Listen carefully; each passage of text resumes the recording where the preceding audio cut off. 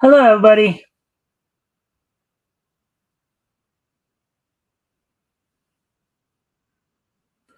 All right, welcome to the mic stand. Of course, Rex had to step away for a moment, so we're just waiting for him to come back. Welcome to the mic stand. Today is Sunday, January 18th, 2026. Um, as we wait for more people to show up and wait for Rex to come back. Let's see. Tonight, of course, is our weekly trip down Comics History Lane, in which we'll be looking back at comics that went on sale in July of 1940. From this week, we'll be focusing in on books that went on sale from Novelty Press. We'll be looking at Blue Bolt, Volume 1, Number 4, and Target, Volume 1, Number 8. And I'll go into more detail, of course, once Rex gets back. A friendly reminder to everybody, of course, if you guys haven't already, if you guys can help out by liking and sharing the stream, see if we can get some more friendly people to engage, that'd be appreciated. Also, if anything here grabs your attention, feel free to comment and or ask questions, and I will try to answer the questions to the best of my ability. Or we will try to answer the questions to the best of our ability. So, anyways, as I said, we're just waiting on more people to show up here.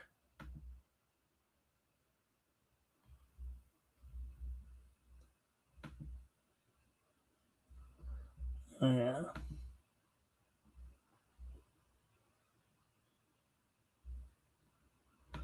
All right. So there's Rex's comment from earlier. So I think that's all on his.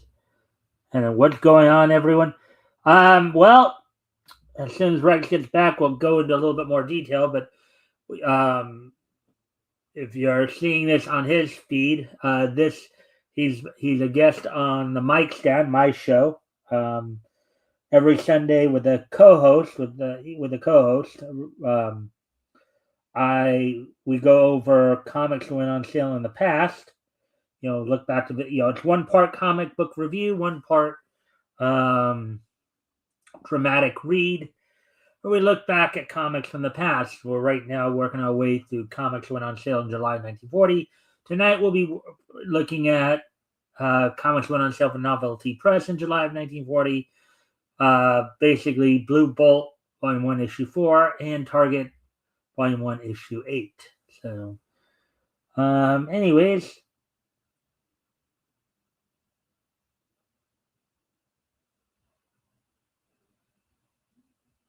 Hey, Vichozo.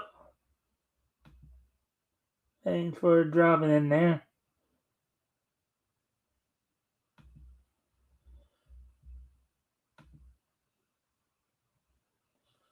And right now, you're the number one fan, at least according to the comments. At least on my thing. Rex came on, and then he said, "I'll be right back. I'm hoping everything's okay." I know he's had some issues lately with. I know Rex lately has had some issues with his. There he is. You're still muted, Rex.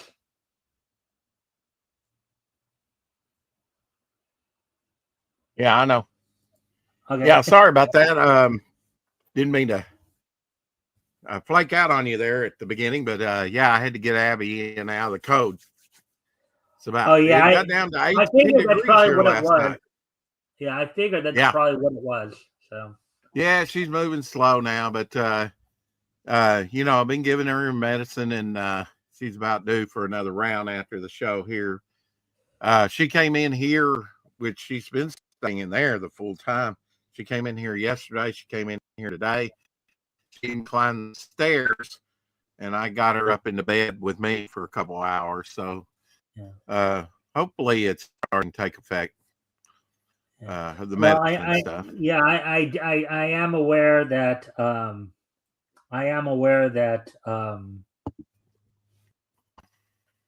and I guess she's had some issues of late. I guess maybe she's getting on it. Yeah, Getting on lot it. of fluid. Yeah, build up. So she hasn't felt like eating a lot, hardly anything at all. I mean, but hopefully, slow climb. We'll get there. It's taking a lot of time this week. She went to the vet Monday. All right. Okay. So, all right. So before I Hey, go, Fitz. what was that? I was saying hi to the chat, Peter and Fizz out there. Yeah. Yeah. Okay. Ignore So the chat at your own peril, Mike. That's what I'm told. yeah. Well, I've already acknowledged the chat. I went through and Yeah. So that I guess is from your side. I That's guess. me. Yeah. Mm-hmm. And then we have, I guess, Laugh Out Loud. I'm working on 3D models at the moment. Excellent. All right. Yeah. All right. So what are we going to be covering tonight, Mike? All right. Well, actually, before I go over that, did you want to do any kind of intro? Talk about like any project you're working on, or okay. basically, anything to the show.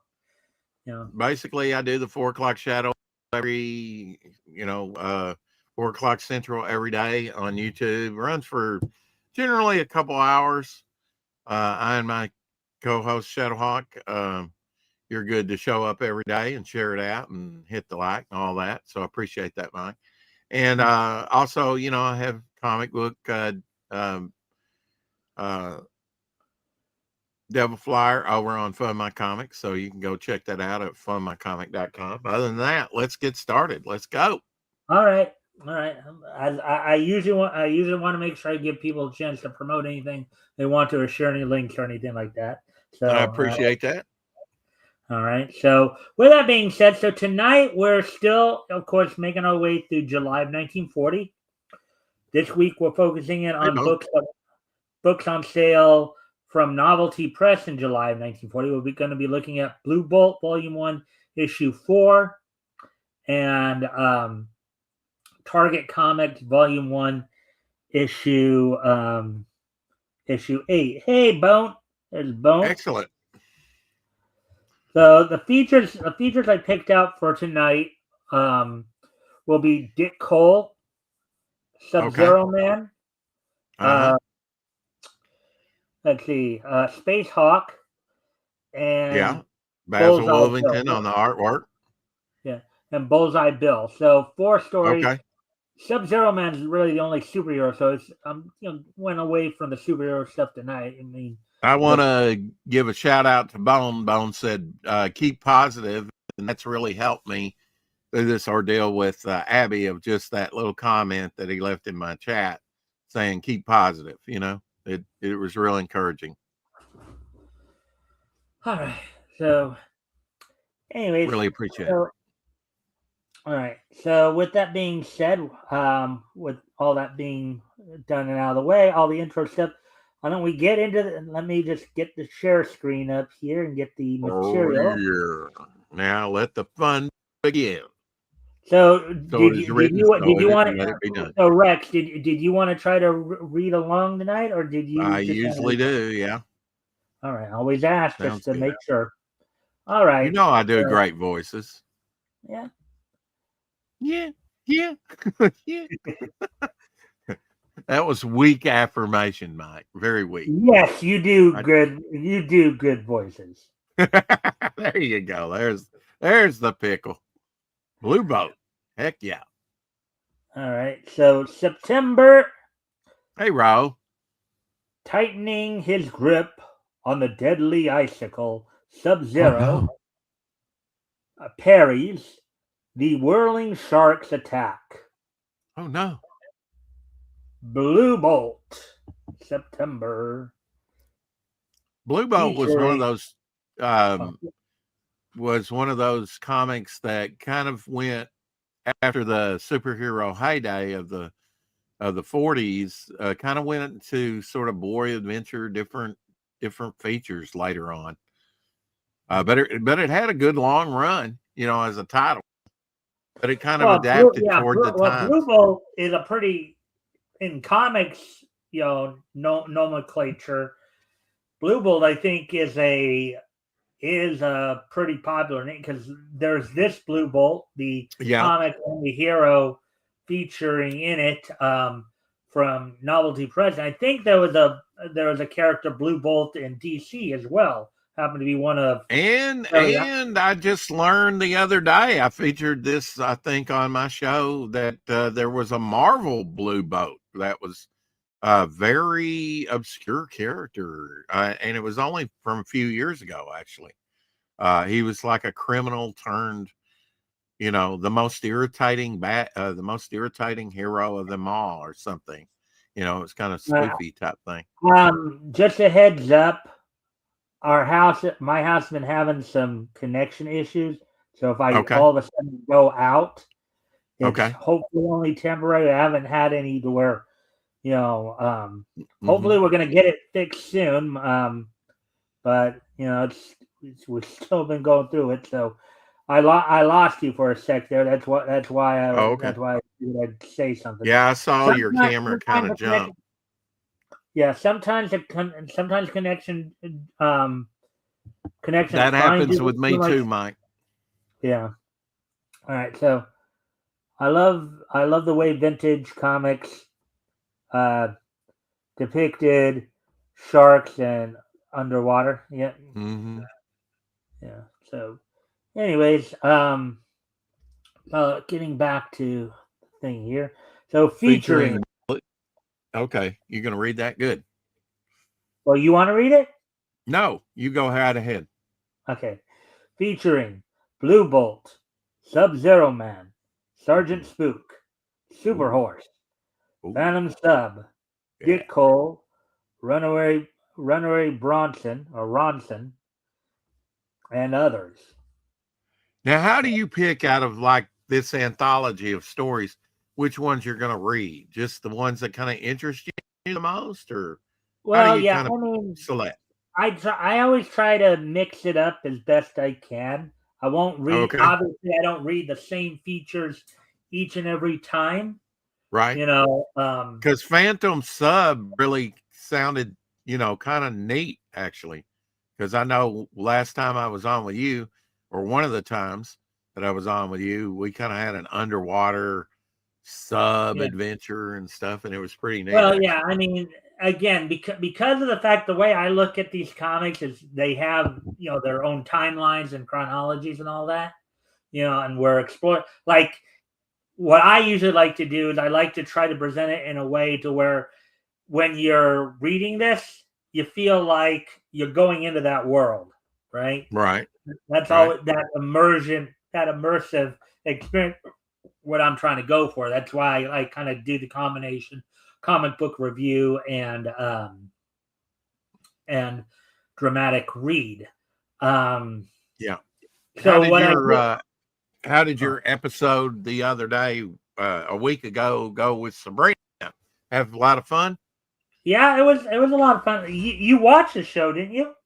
I have not got to, since I've been dealing with this with Abby all week long. It's on my short list, and I do appreciate you putting the names in the titles. It's although I've got it marked on my calendar, it is helpful, I think. Yeah. Well, anyways, back to your question you were just asking. Mm-hmm. So how do I pick it? So with each week, what I'll do is I'll look through, and some of the things I'll look. Obviously, now, Grant, I usually, like, particularly with the big ones like DC and Marvel, unless there's only one or two books or something like that, I'm not gonna read two headliners in the same week. Hey, Shadowhawk.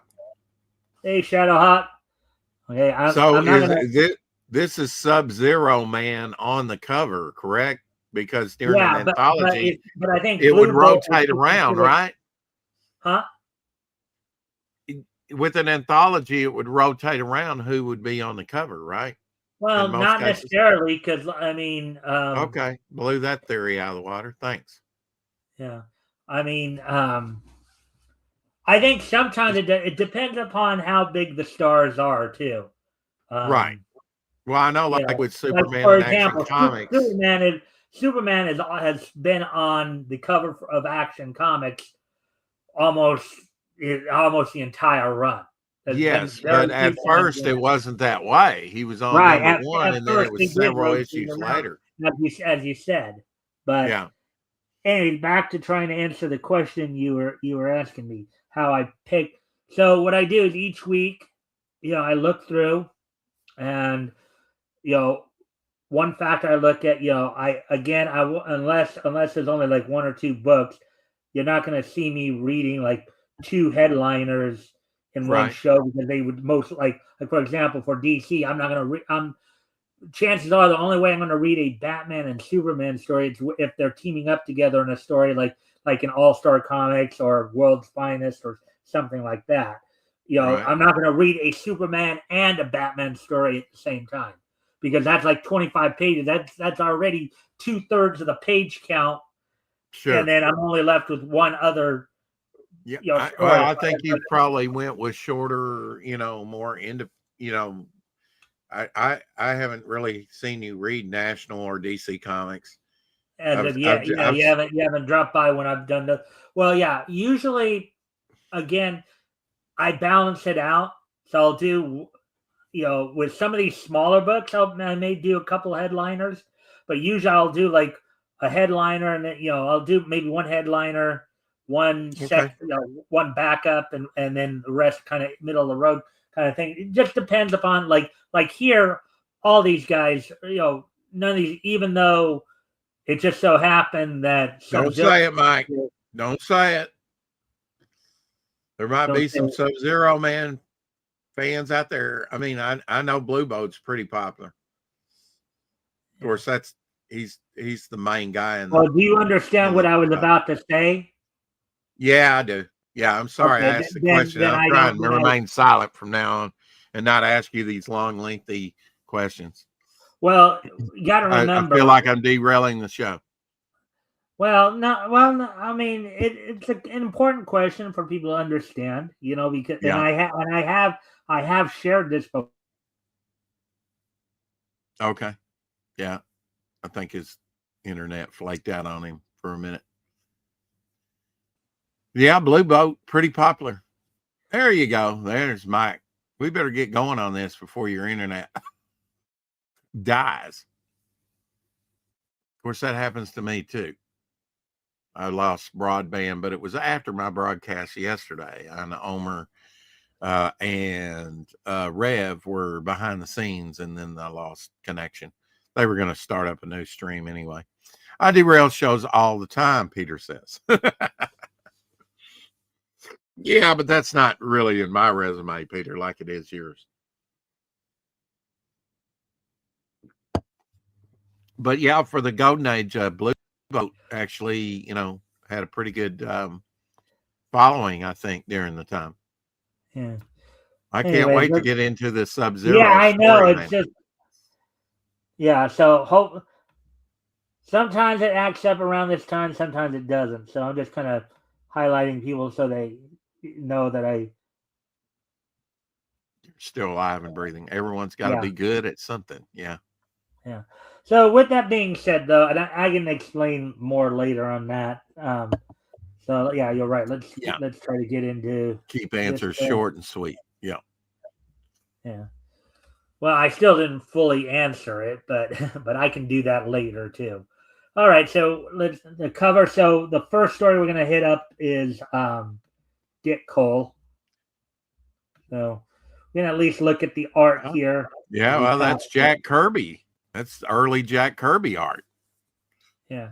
The Green Sorceress, one of Blue Bolt's. Yeah. Kind of get a Gil Kane vibe off the hands a little bit there too. But yeah, that's early. I'd forgotten that Jack Kirby did some early Blue Boat. Jack Kirby did a lot of stuff back in this time period. Oh, yeah. Dick Cole.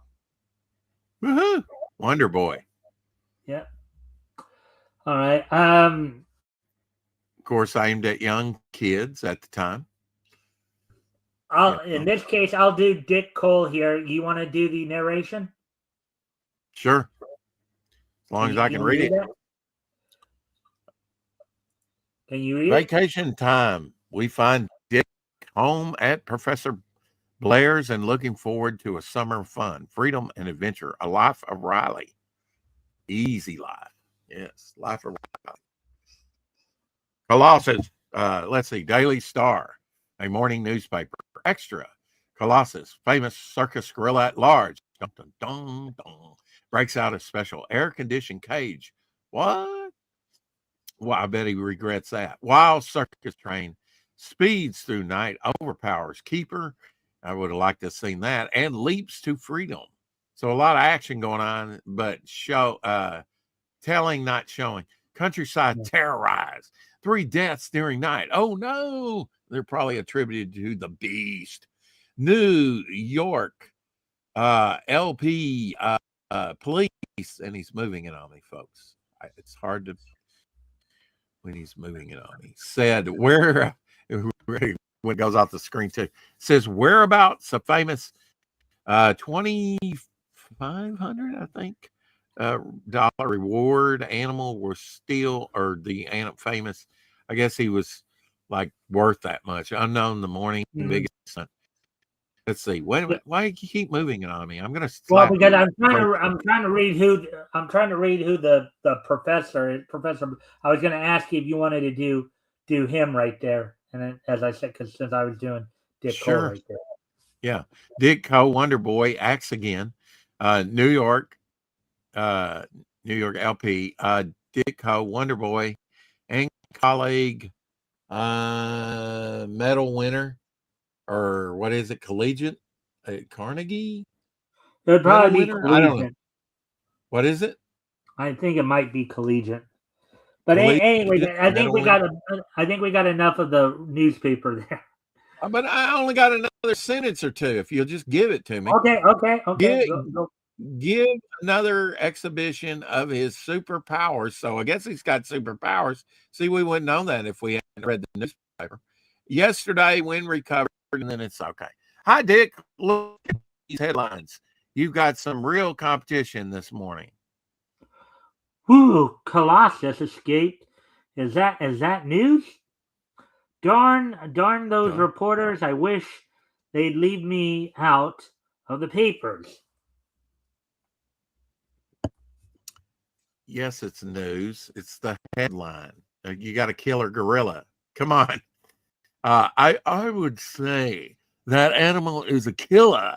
No man, woman, or child within 50 miles of that area will be safe until he's caught. Hello, there's the front doorbell. I'll get it. That's good, because I'm having my morning paper coffee and I'm not getting up. Your turn. Well, there's a little look to you. As Dick opens the door. Hey, what? Get in there, Wonder Boy. Fast. We want to talk to you.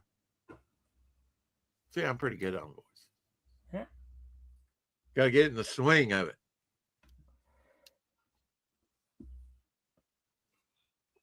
Wait, Dick. We'll make it fast, kid. We got Colossus holed up under 20 miles, about 20 miles from here, but we can't get near him. We want you to come up there and hog tie him. You what?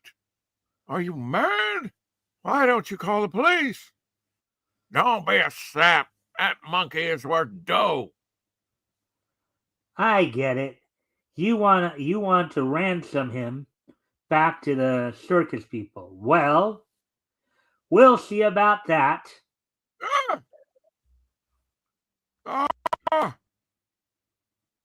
One down. Sock. Oh. come near me and I'll blow this guy's heart out. Why you? I'll tell you. Dex hesitates. Dick. Sorry about that. Dick hesitates, supposing the thug should shoot. Meanwhile,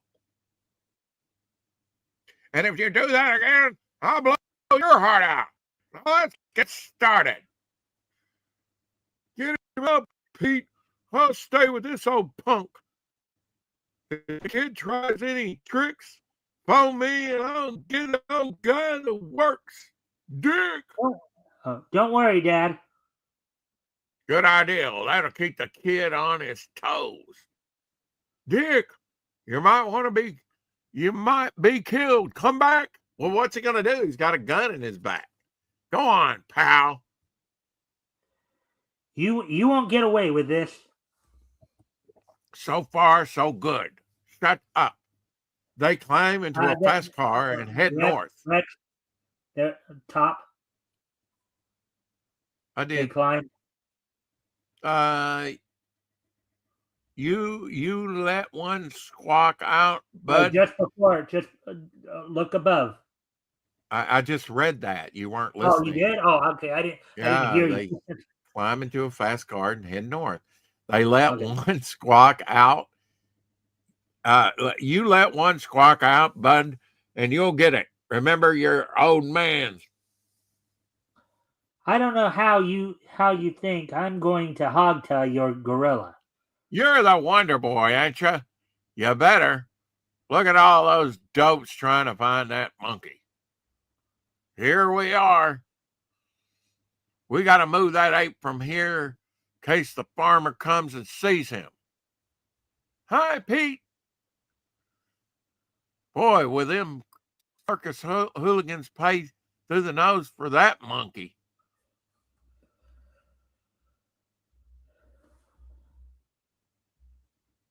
Circus hooligans. They're the real criminals. Here's some change, kid. Now do your stuff. And some chloroform, Wonder Boy. One of the guys was hiding out here. When Ape come, he phoned Pete, and Dick steps into the old mill and lights a match. The door closes behind him. Whew. This isn't so hot. Grrr. Another door. So there you are. Now take it easy, pal. I just want to give you a little sniff. Grrr. Ow! What'd he do? Step on his foot?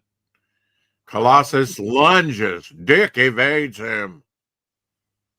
No, you don't. But Colossus wheels like a flash and grabs him.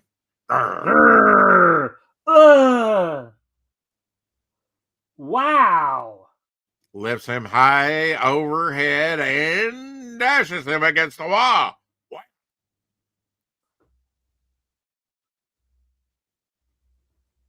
Great artwork on the gorilla. Yeah, and this is a pretty good scan too, because it's pretty bright and the lettering is good. Now I'm getting mad. You big so and so. You notice how they when they didn't want to full on swear, right? They just said you so and so. That's pretty neat. That the the ground that he's on is the bottom of the panel. He's actually standing on the bottom of the panel. All right, let's just. Grrr! You hairy palooka! Don't say it. Well, I thought he was going to say Chewbacca. No, I think that came later. Yes, I think you're right. Take your hands off me, you damn dirty ape. Sock. Why isn't it like shoe? You're trying to get rid of him. Shoo. It's Yeah. always sock. Oh, look at that! Look at that right there.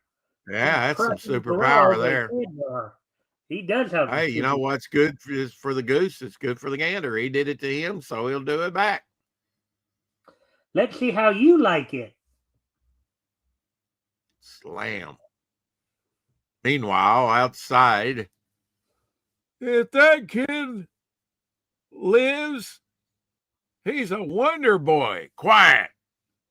Listen to them noises. Crash. Bang. Inside again, we find that Colossus has had enough. You're Sniff, not sniff. so tough, pal. Oh, okay, you cheap mugs. Come in and get him. He's alive.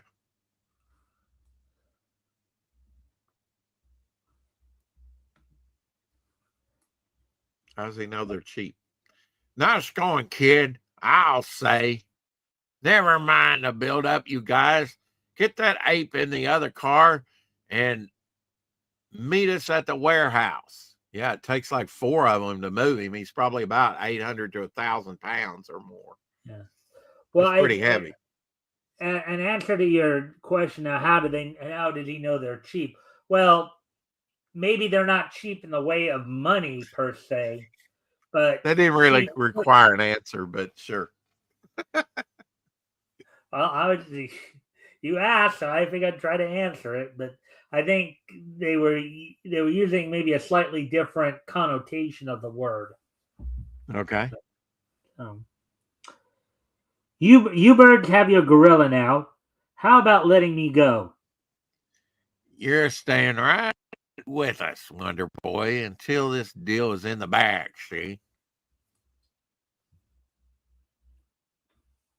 Get him inside, quick. Move along there, Wonder Boy. Hurry it up, you guys. Hello? Is this the garden? Give me the circus manager. Yeah, and fast. Hello, Mr. Knight, the circus guy? Well, listen, we got Colossus. Yeah, that's right. Never mind that. We want some dough, quick, or we poison him. Get it? Now look. What? $10,000? Why, you... What? Yes, I hear you. All right. We'll have to see our bankers first. You have someone meet me. No, police. All right. Look, the gorilla's getting loose. The chain slipped. Don't shoot. Don't shoot. Don't kill him. That's our cash cow. Dick lunges forward. Help! Wonder! Colossus, quiet. Get back there. Get back. While at the garden, they've got him all right. I could hear him roar over the phone.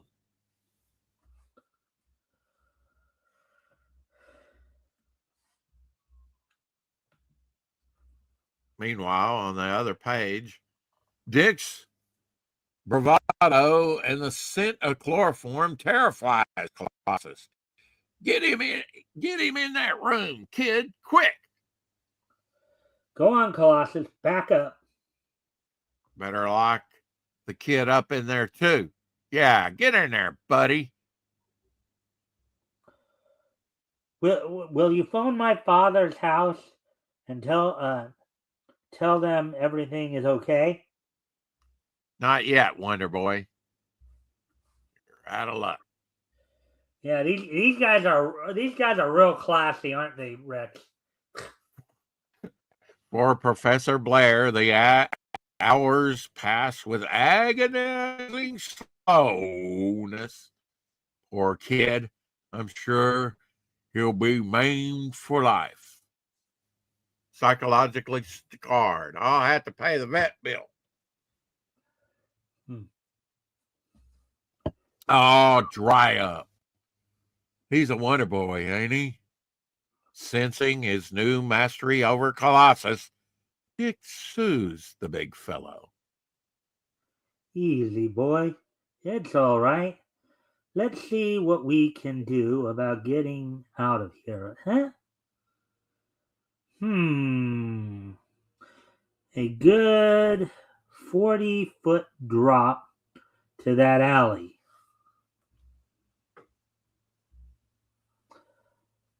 If I could pull these bars out, no good. Go ahead, Colossus. See if you can get them out. Pull, pull. With one jerk, Colossus removes 2 steel bars. Crunch. Another jerk, and the window is clear. Dick quickly mounts the seal. Ooh, this is starting to heat up. Nice work, pal. Sit tight and I'll be back for you. This window is too small for you to get through. And now I can get to the roof. Now I can get to the roof. Print was a little small. Gaining the roof, Dick peers over into the rear alley. One guard at the bottom of this pipe. Well, and yes. those buildings had those long pipes on the roof. I mean, I remember seeing them in Popeye cartoons too, right?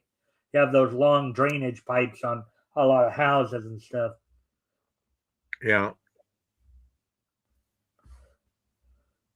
Rain gutters, I think is what they're called. I can't believe that the gorilla didn't follow him out there. But anyway,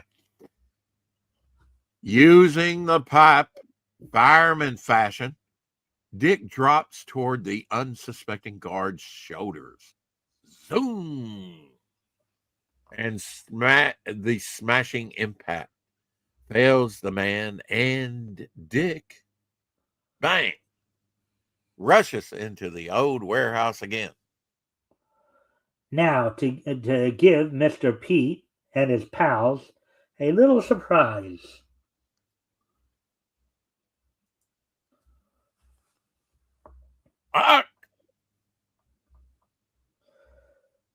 Come here, you. It's the kid. I want to play. Where's a gun? Touché! Swish. Bang. 5 minutes later. And be sure to send some officers to Professor Blair's house immediately. Right? Fine?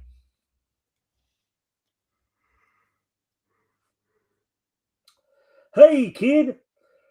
Here they are. In here. Dick. Oh, actually, that last one should have been you, but come in, Coleman. 1 hour later. Yeah. Get them rats out into the wagon. All right, move along. Glad you've done a great thing today, Professor. Here's a true hero. I'll say. He'll do, I guess. Wow. Another Jigco in the next issue of Blue Boat. All right, Rex. So, overall impressions of the story there. Well, definitely aimed at kids. Pretty shallow, Well, I wouldn't completely agree there, because I mean you did have guns involved, but then again, back in this time period, they would have been a lot less sensitive to like having guns and comics for kids too. Oh, sure. Yeah, I mean you had G-Man and yeah. kids were playing with guns, and it was seen as perfectly healthy and normal Unlike today. with most parents, right? Yeah, yeah, but It was fine, all Really. right. Anything more you want to say about the story or the art, anything like that, before we I'm move on afraid to the to. next one? No, moving along. Yes. And for in this book, we're going to move along to the longer of the two stories, Sub-Zero Man. Oh no. This one was Oh yeah. Dick Cole Sub-Zero. was like 7 pages. This one's like 10. Oh yeah. That's cold business. Yeah, just The Sub-Zero Man. yeah. Bum. You want to do Sub-Zero Man this time? I'll do the narration and we'll figure out the Okay. other characters as we Enough go to along. make your blood freeze. Oh my goodness. All right. So Sub-Zero Man by Larry Antoinette. The Sub-Zero Man, who possesses the strange power of complete control over extreme cold, has decided to spend his life aiding the police in tracking down ruthless criminals and ridding the world of all evil. To do this, he has created a unique disguise of his own design. And I'm just flashing through, just trying to figure out the pattern here. I think it's far left. I'm Okay. sorry. I thought we were having an earthquake. Won't you leave it level there? Okay. Yeah, I mean, right now he's already lost me because it's like he's definitely not trying to hide his own identity. His face is showing. Anyway, this outfit is just the thing for speed and freedom of movement. Now to get to the bottom of the wave of murders in Chinatown. 3 killed and no trace of the killer. Just broken bits of Chinese pottery.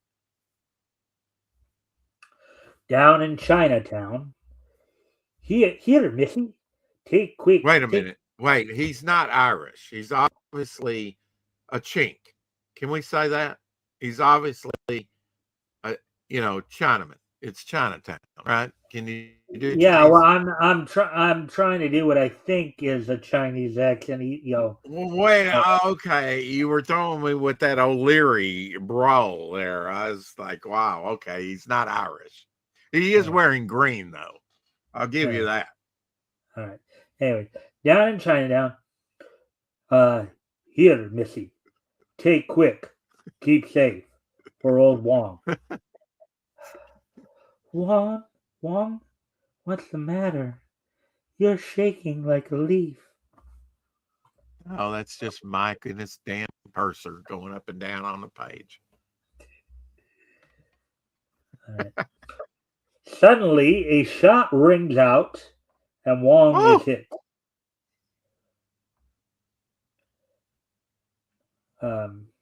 You want to do what's going on here? Wong was just shot. He's dead. You must stop these murderers, Sub-Zero. You say Wong?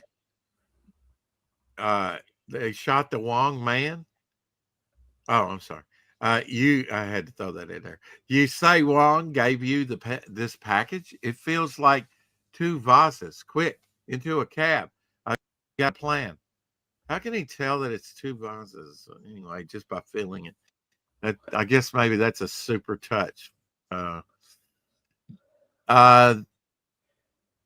They know you have these vases, or vases, so someone will try to get them. Will set a trap. Blue taxi. There were 5 vases like this. 3 were broken and their owners found dead. Why? No one knows, but we'll soon find out. There, I hid the vases and my coat and hat. Now you stay here. I'll go outside and wait for the results. Wait for results. He kind of looks a little like Captain marble there, with the red. Yeah.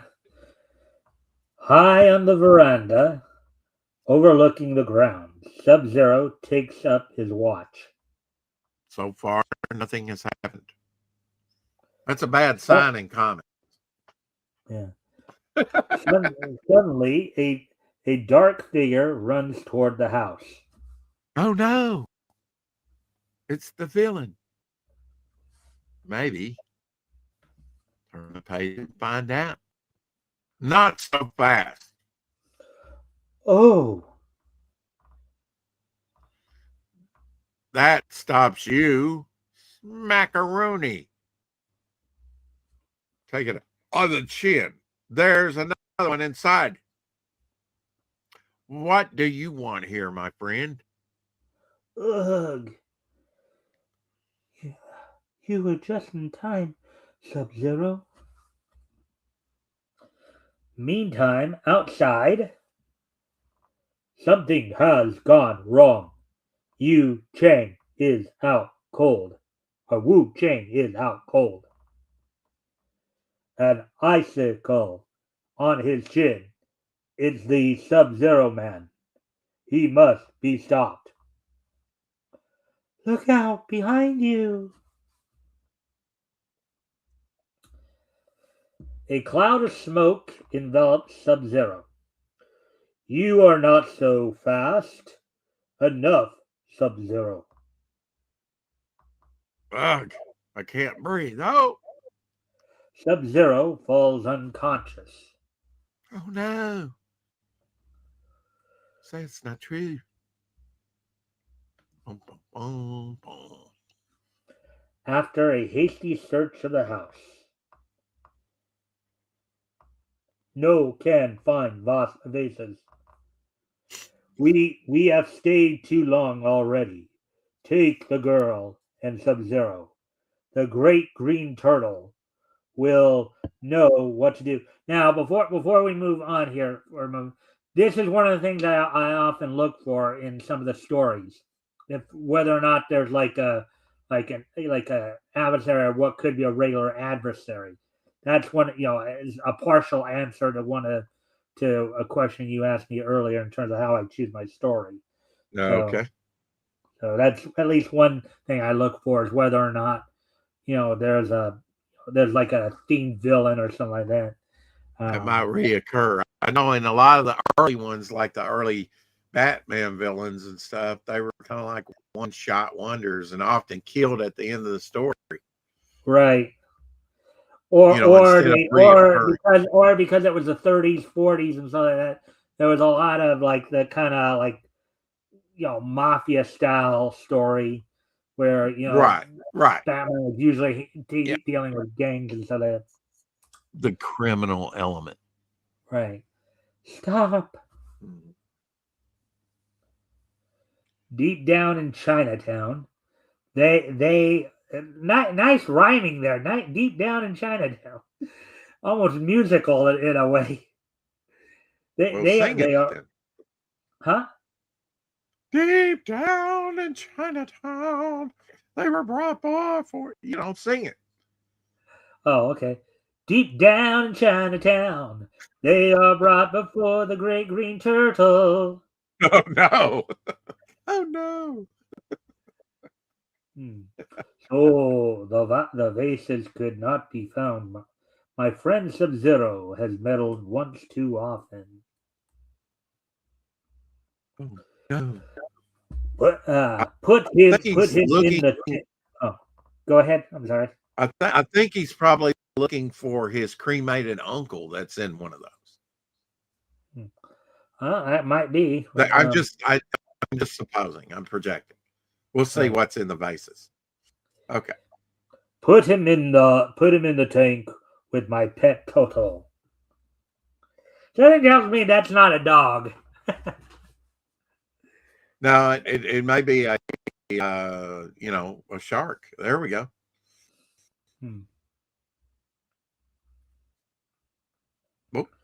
He will make a tasty morsel for Toto. Put him in the tank.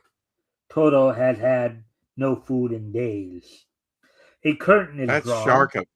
That's a shark abuse there. That's what that is. Not to feed your shark every day. uh, a curtain is drawn aside. Well, I don't think there was such organizations like the SPCA PETA. or Yeah, the got it. PETA at this point in time. You Yeah. have to remember this was a time when even in cartoons, right? You had them putting kittens in bags, tying them up in bags, and throwing them into the river. As well they should. Anyway, A we're not in curtain is drawn. Kansas anymore. Yeah. A curtain is drawn aside, revealing an enormous man-eating shark in a great glass tank. Ooh, that's gonna hurt. Oh, look.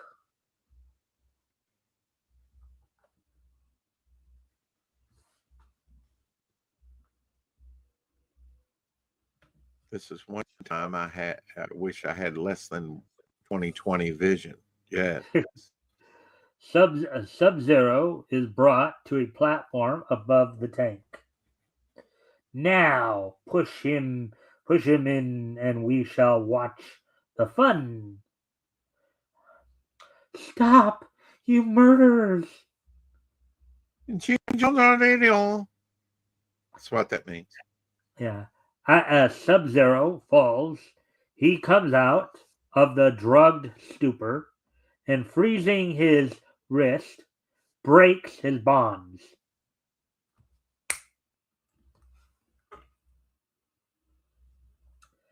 As he hits the water with a splash, he reaches out one hand. I come out of the gas effects just in time And grabs a bit of water that freezes it into an icicle dagger. Now look at that thing right there. Yeah, well, he could freeze all the water. And the frog, of course, he might have to get himself out of the water before he freezes it. Mm-hmm. Yeah, nice dagger. Quickly, the shark dives for the kill. Sub-Zero dodges under the shark, aiming for a vital spot. Yeah, it looks like he's going maybe for the neck or the gut somewhere there. Yeah, it almost looks like he got him in the head. But apparently he hasn't lashed out at the shark yet. That's just a bad tangent there in that first panel. Already looks like he stabbed him in the head, but apparently not, according to the words.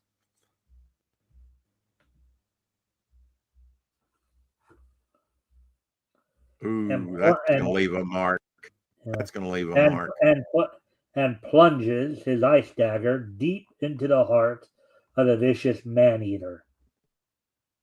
That stops this man-eater. Impossible! He's killed my pet. He shall pay. Quick, empty the tank. Suddenly, the bottom drops out of the tank. Ha ha! Ha! Ho! Sub-Zero plunges headlong down into a brick-lined pit.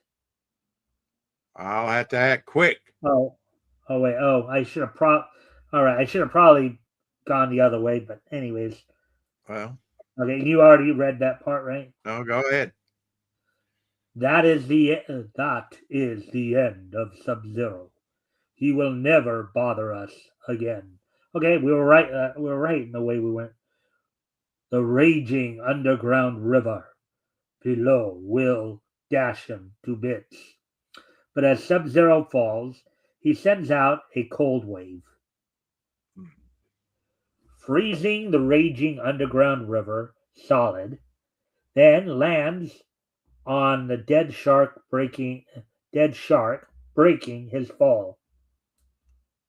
This raging torrent would have killed me for sure, but now I can walk it and find a way out.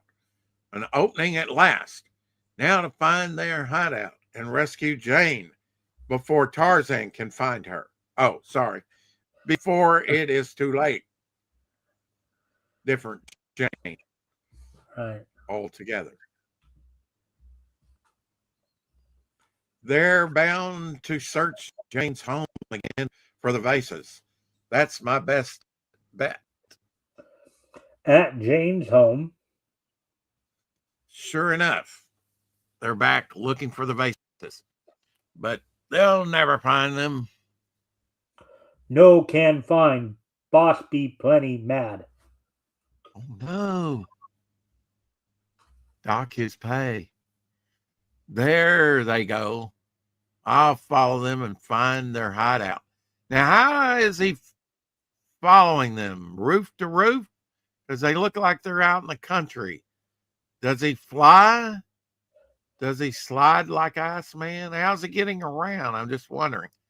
So that's the place. I'll take care of those two. Freeze them solid.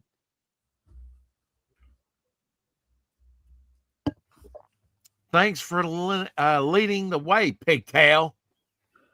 Oh, Oh, me stop, Sub-Zero man. you stop me with that? I doubt it. Pull a knife on me, will you? Yeah. Quickly, Sub-Zero knocks the knife from his hand. Hooray!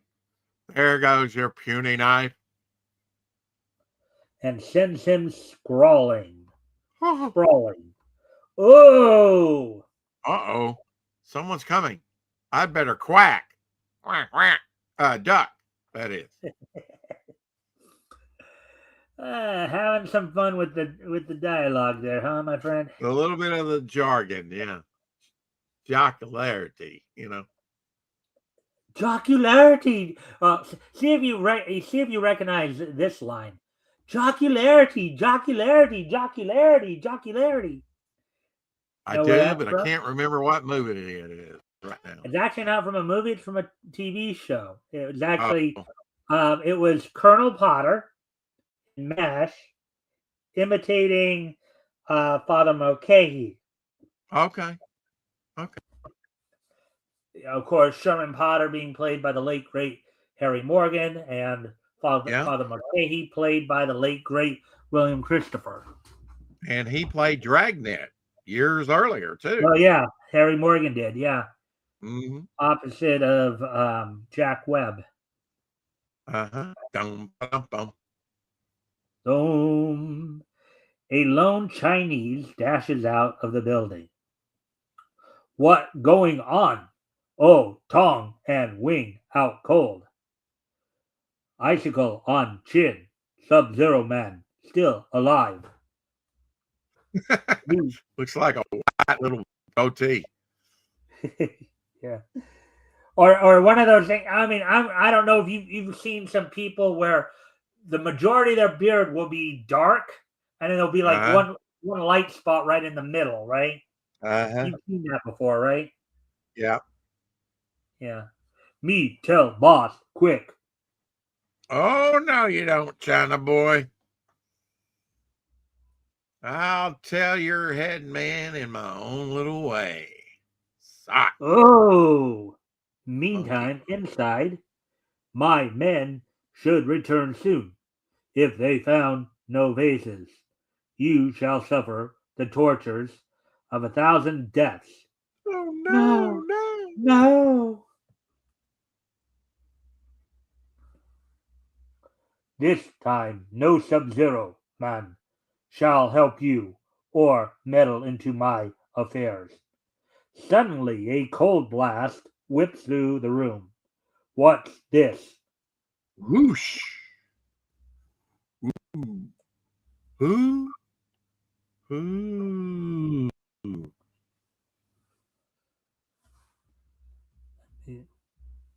I'm just checking something. All right. I was just checking to make sure. Oh, it looked like we had some more. A bone was saying, all right. Killing me? Wow, Rex. Just wow. I guess Shadowhawk's pretty impressed with your voices there, my friend. Yeah. Yes. Put up with the guy.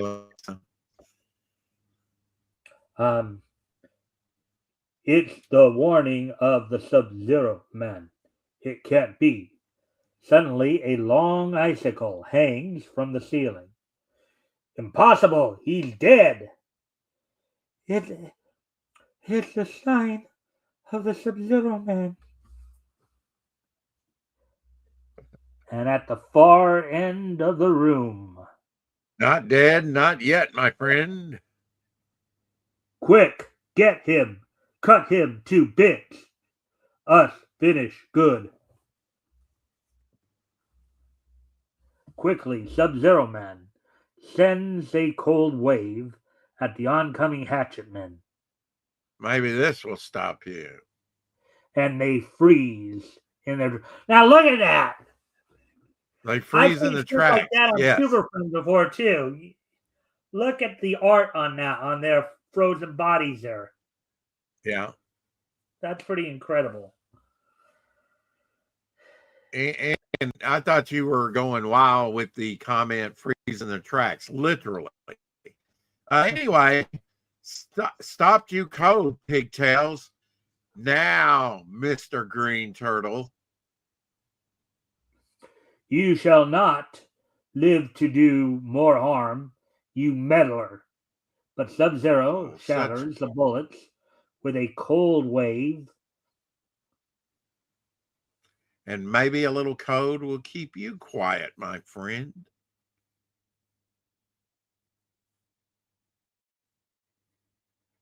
Meanwhile, on the next page, as Monkey freezes,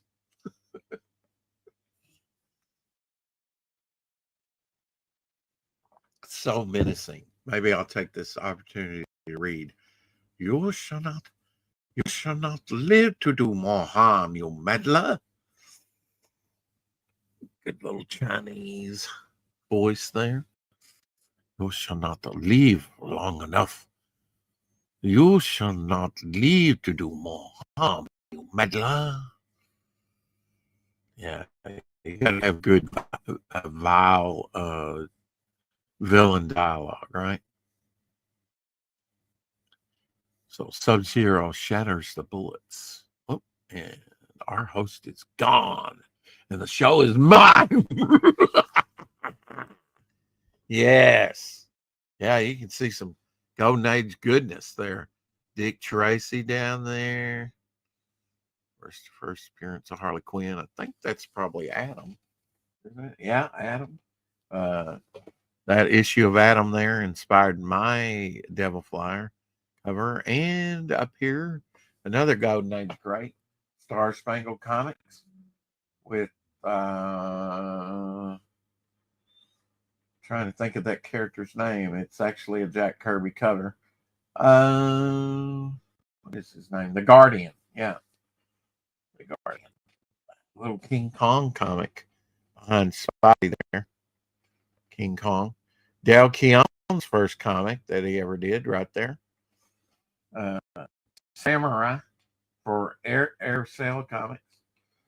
Sandman, another Jack Kirby, and Fight Comics there, another Golden Age. Yeah, my ash can right there to the side. I know you can't see that; it's just white.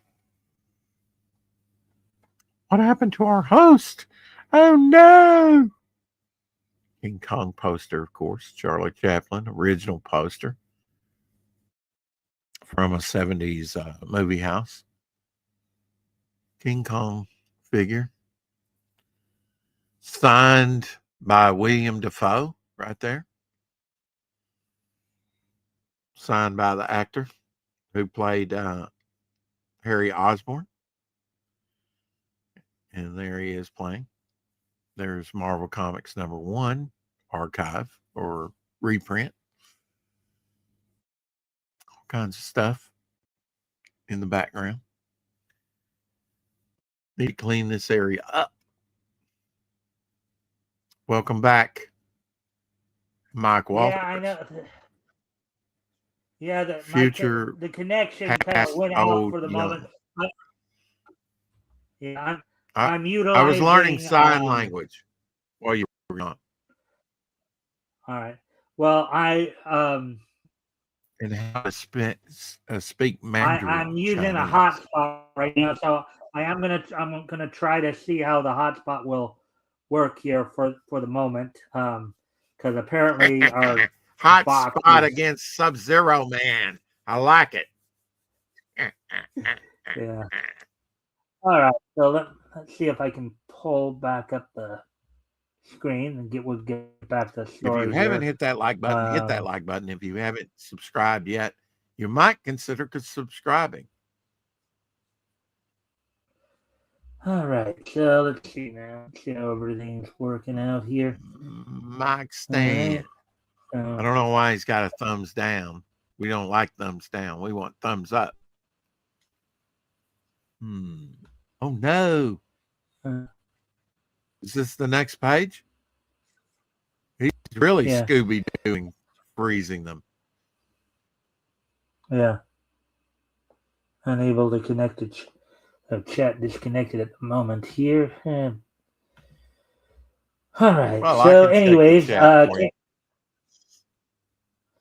Rowan T says Rex, the man of 1,000 voices, aka Jaws from James Bond.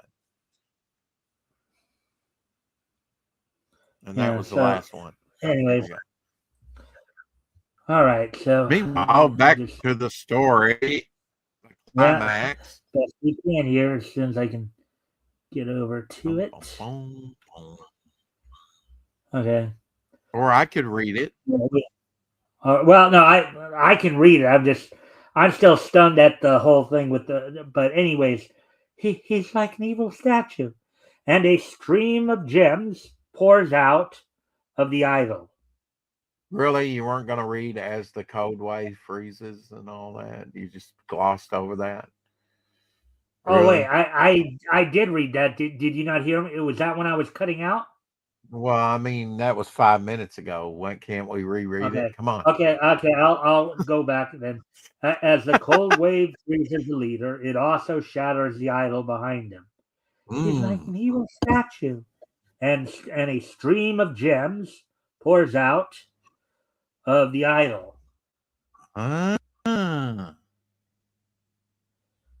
Look, Jane, millions in smuggled jewels. The police will be glad to get this band of smugglers. Yeah, there's a lot of bling there. Back at James' home.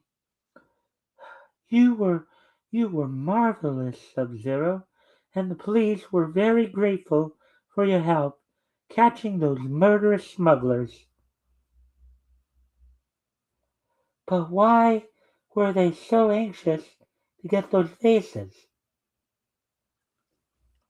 I hid them in this fireplace. I'll show you the reason. Whoops! One of the vases falls and breaks. A large ruby appears. And a large ruby appears. Sorry about that. No problem. Nice panel. I like that. Very colorful. Yeah. That's the reason the priceless ruby of the great Ming toy idol. They wanted it at any cost. Oh. It's yours and keep it as a memento of this strange adventure. Wow. A big ruby like that set her up for life. Wow. Yeah. Follow this thrilling character in future issues of Blue Bolt. All right, Rex. So, overall impressions of this story? I like the dagger for sure to dispatch the shark. Could have been drawn a little bit better on that. Like I said, it looked like he already stabbed the shark in the head. In the next panel, his head almost looked in the shark's mouth. But yeah, I mean, it's okay. It's fine. All right. So, I'm hoping it'll pick up. Yeah. I like it better than the Boy Wonder. Wonder Boy. Yeah. So just past an hour, so I think we'll be able to get through the other two stories as well in Target Comics. I'm just waiting on you. I'm at your whim and beck and call.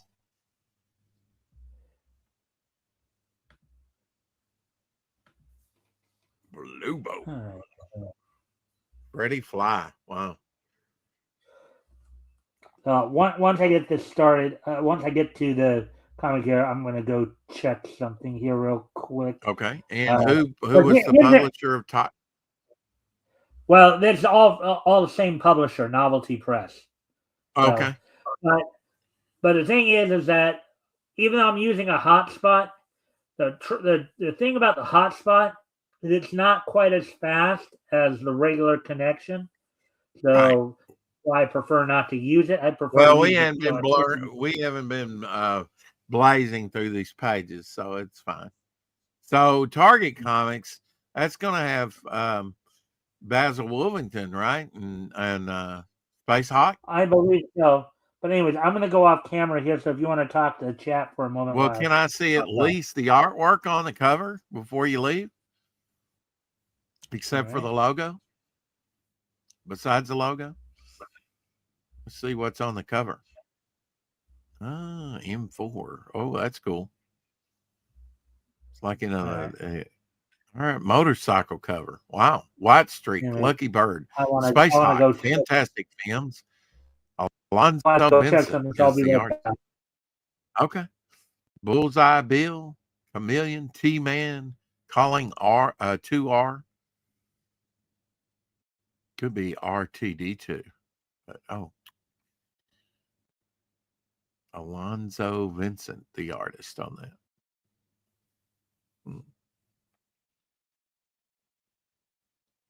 So I wonder who's on the cover. Is it White Streak? Is it Lucky Bird? It's not Space Hawk because I know what he looks like. Fantastic Films. Bullseye Bill. Chameleon. T-Man. Calling R2R rather. Maybe it's 2R.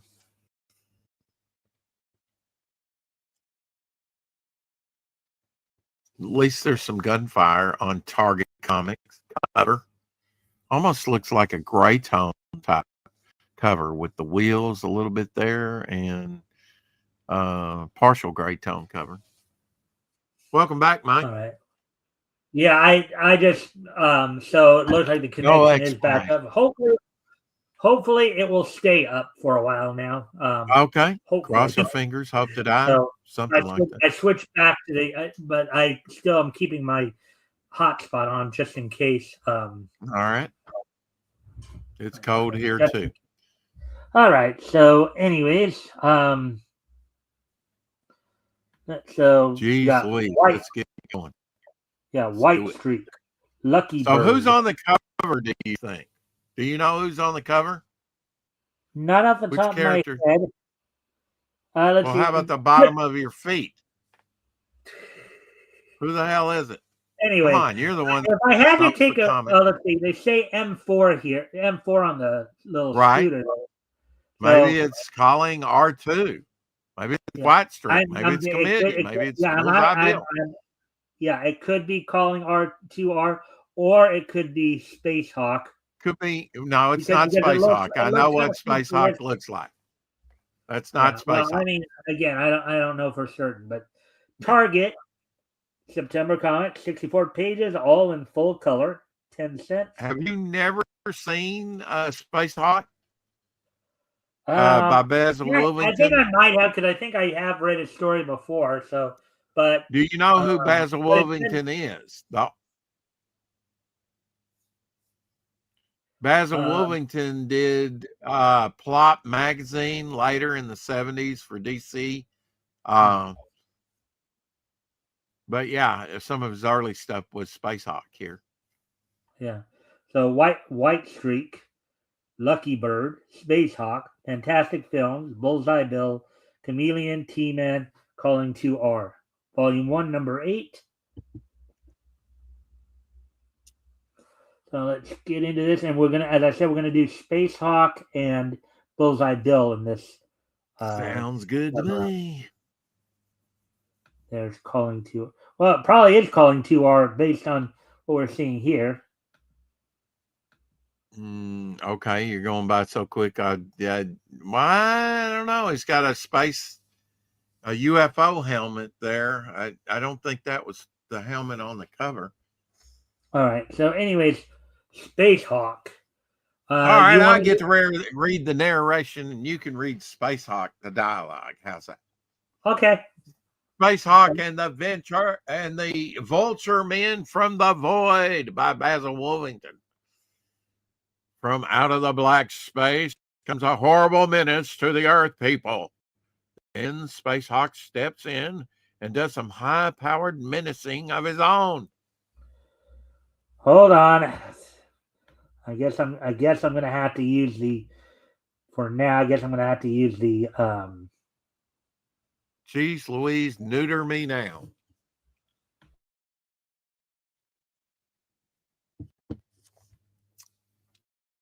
Just when it was getting interesting, folks. Boom, boom, boom, boom. Well, that's why they call it suspense.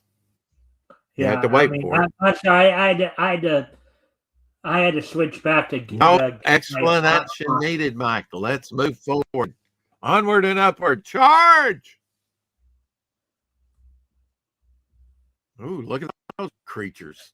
Yeah, he was definitely known for weirdness. Wow, look at that. It almost has a texture to it. No wonder he's revered. Anyway, Space Hawk, powerful and mysterious champion of law and order among the planets, is speeding close to the Earth's moon when he spies something peculiar on its surface. Peculiar. There we go. Peculiar. Yeah. That's strange. Are you going to do his voice? Oh, okay. Oh, yeah. I'm good. I thought that was narration there for a moment, but anyways. I'm narration. That's strange. There isn't supposed to be any air on the moon. And yet, there's an air glow in one of those craters. Air glow. Wow. Okay. Space Hawk swoops down to investigate. Nice cratering.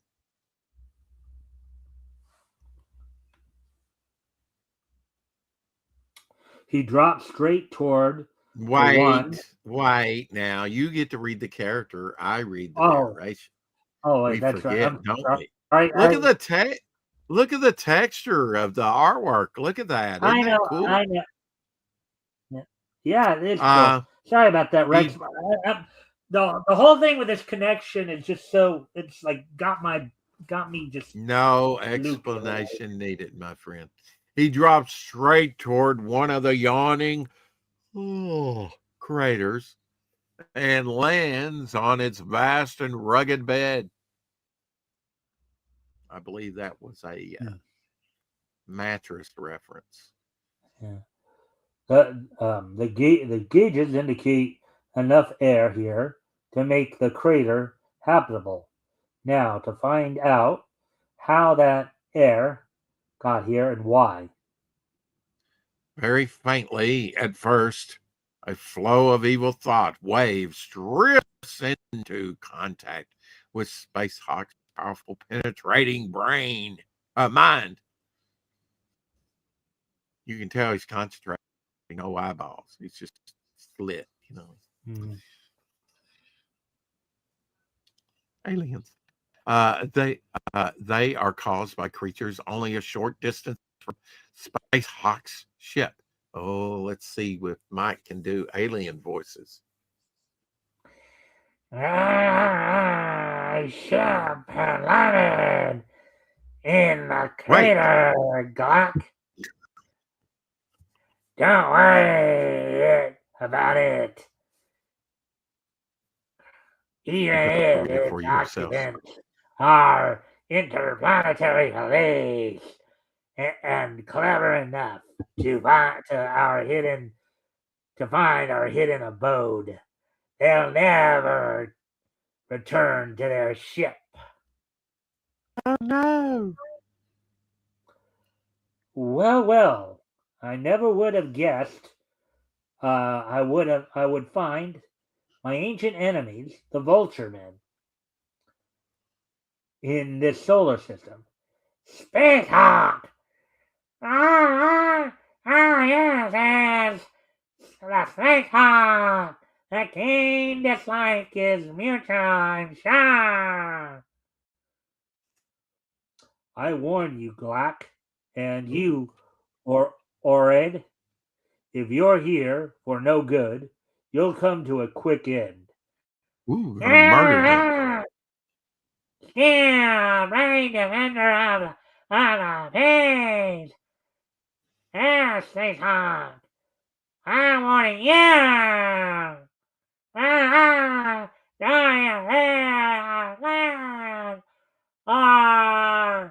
or land to take on the earth.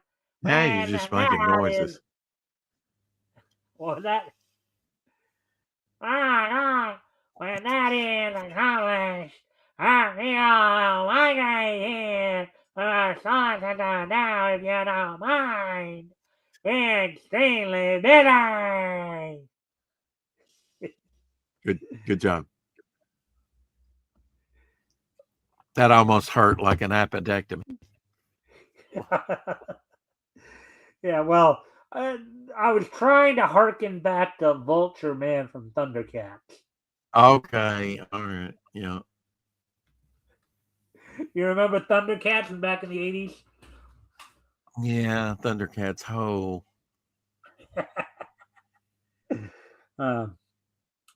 You'll be much busier trying to save your hides if you don't leave the solar system. I'll give you just 48 hours to get out, or else. Shadowhawk, Space Hawk leaps backward through the door and disappears. Then, I lost him. Duran. He got halfway to his ship. oh, sorry, but Space Hawk is whisked straight into the sky by his anti-gravity belt, and from there, by mental telepathy, he signals one of his robot men to bring the ship to him.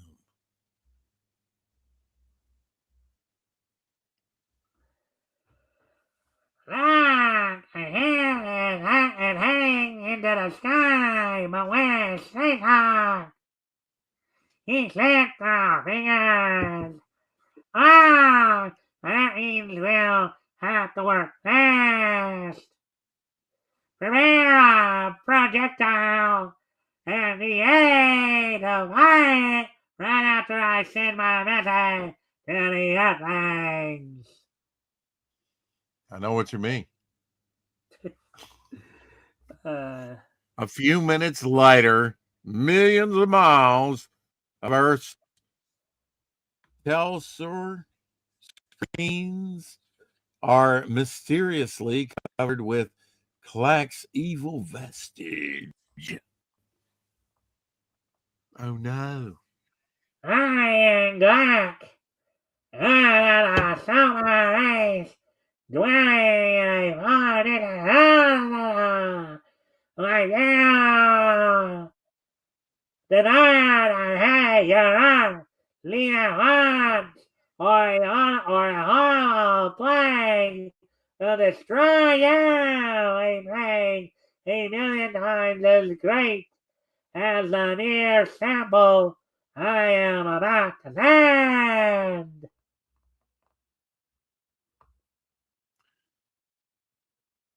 Okay. Horrible plague, yeah. Okay. Space Hawk, now safe in his ship outside the crater, receives Glack's message. Then he sees a huge sort of cannon jut up from the crater bed and belch forth a giant projectile. You know, of course, this means war. War with the Vulture Man by means of his long distance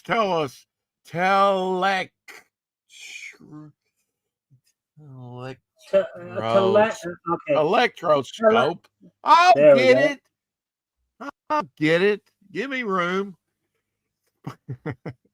Space Hawk follows the flight of the missile for hours. Hours. Wow, that's a wow. Hours. For hours, it streaks towards the Earth's orbit upon reaching the fringe of that planet's atmosphere. It slows down and drifts down over a busy street in New York. There it explodes, throwing streamers of a strange green gas in all directions. There we go.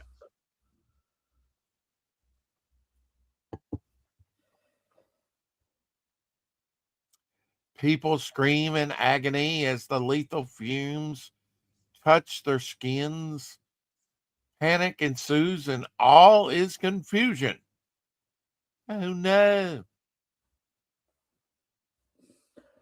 Whoa.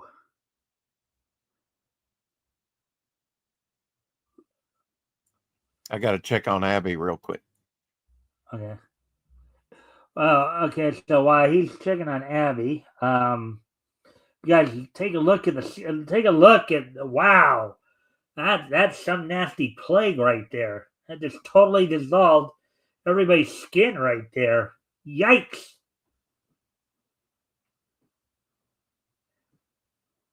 Wow, just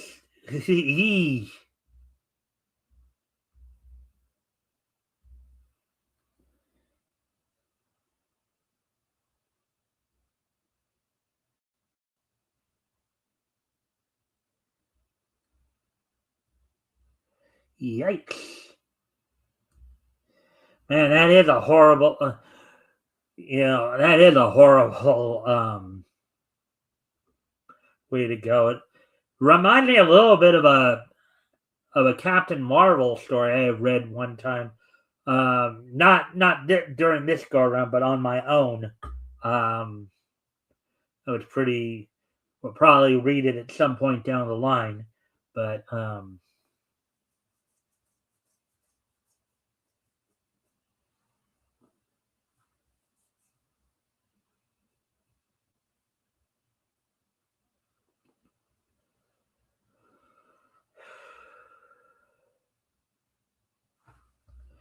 anyways, so hopefully everybody's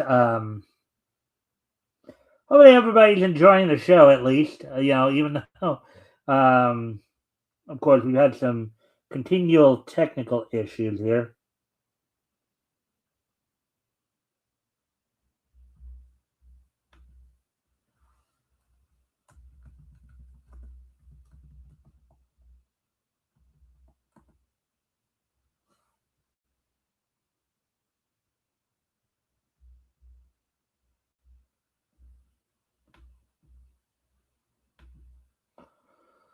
All right, so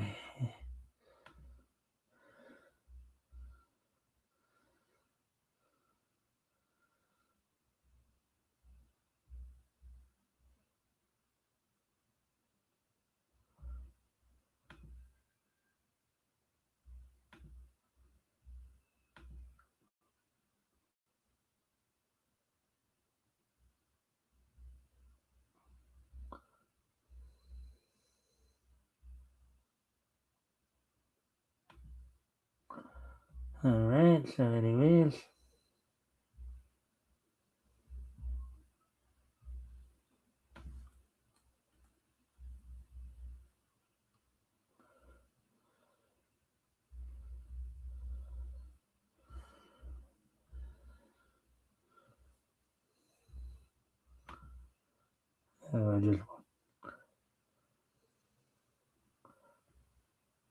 Oh, you have to go for the show though.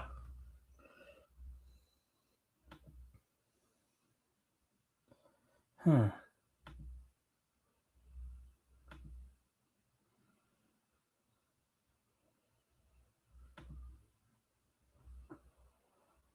Anyways, let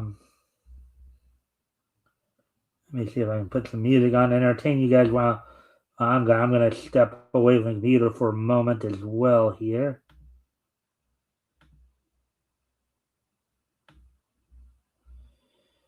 And Rex is gone at the moment as well. Checking things.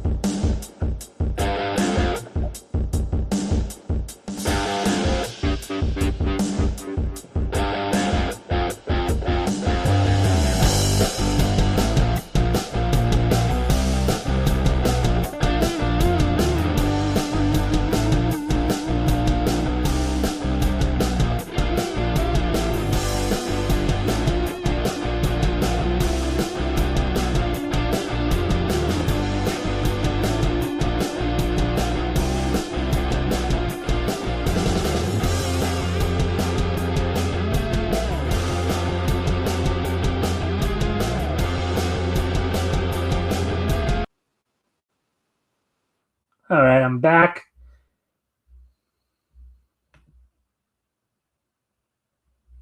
Hello. Rex just stepped away from the moment, so we're just waiting for him to come back before we get back into the reading here.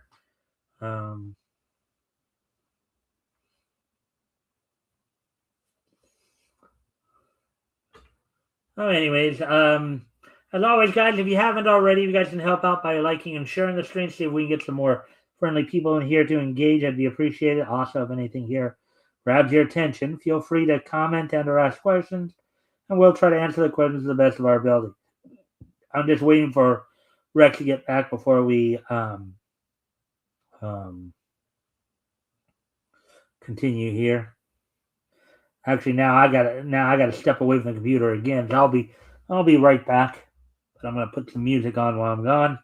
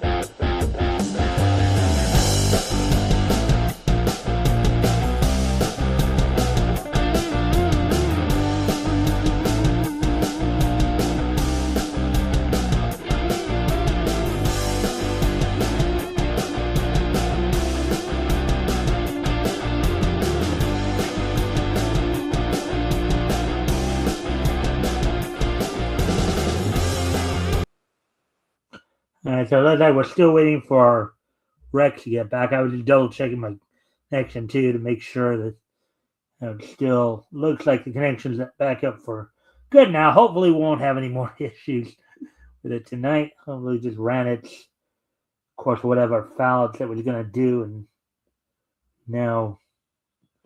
Anyways, hopefully everybody's enjoying the show thus far. I know we've had technical issues tonight. Hopefully, we'll be getting that stuff fixed soon. Anyways.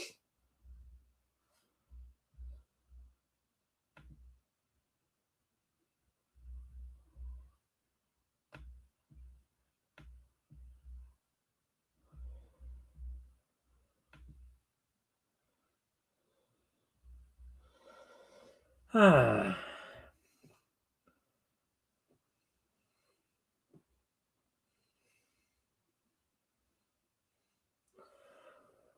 does anybody have any questions they want to ask about what we've been reading tonight? Anybody got anything you want to say?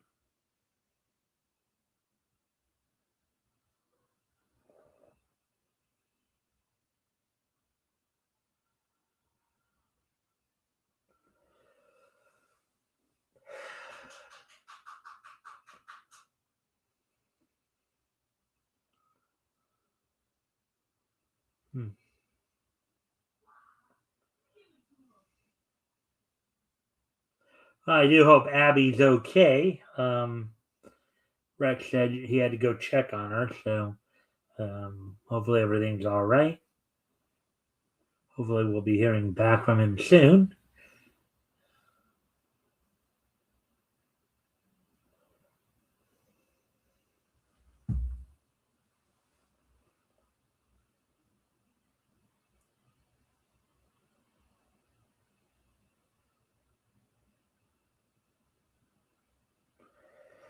Anyways,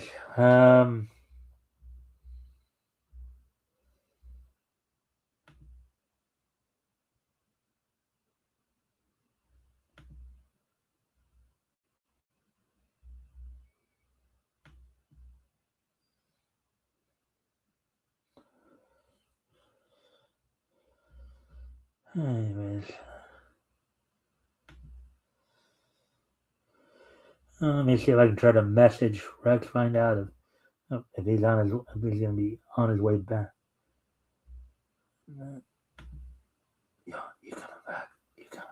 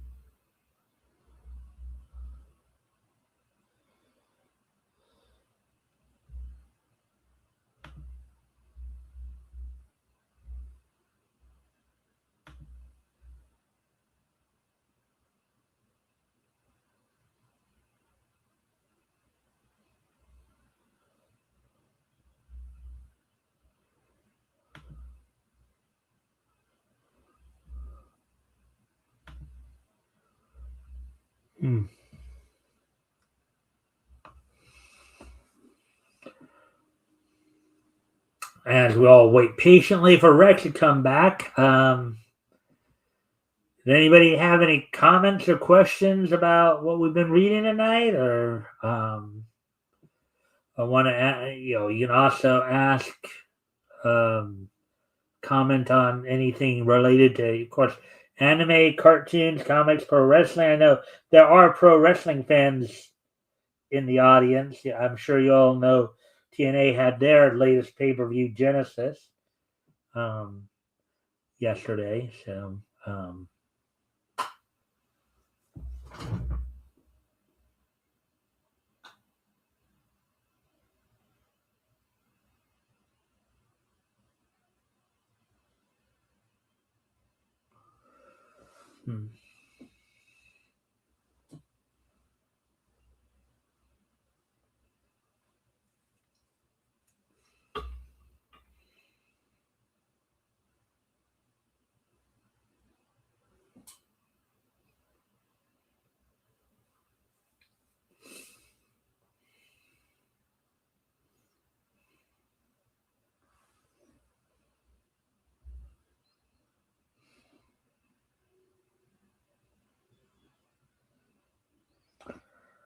well, I'm gonna continue. I'm gonna at least read the rest of this story on my own. Hopefully, Rex will come back soon.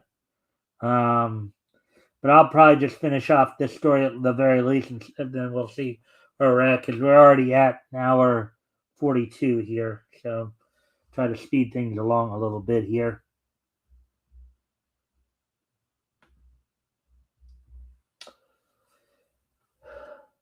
Within a very few minutes, the street is littered with skeletons, for the fiery gas sent by the Vulturemen has consumed all flesh within its range.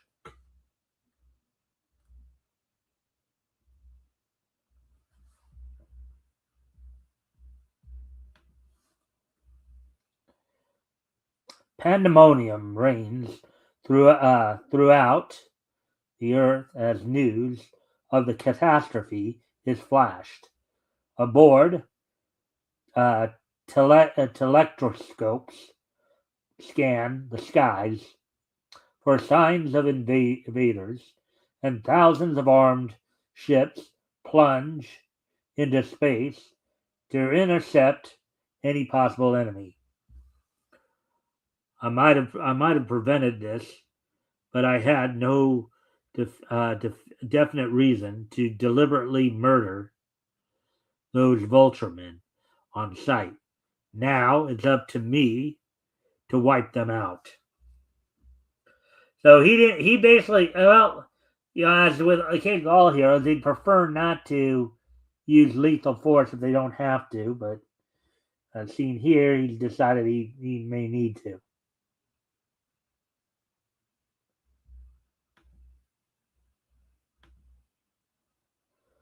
Anyways, we continue on here. Braving the anti-spacecraft atom cannons, he realizes the Vulturemen must have Spacehawk. Men must have.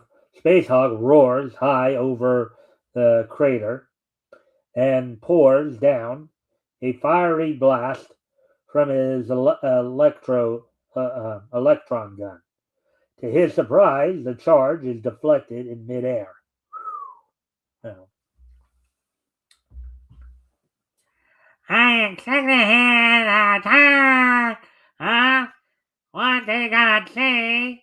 Maybe that. But that invisible bomber beam I just spread across the crater will keep us safe. Next time he flies over temporarily, shut off the beam and let him have a.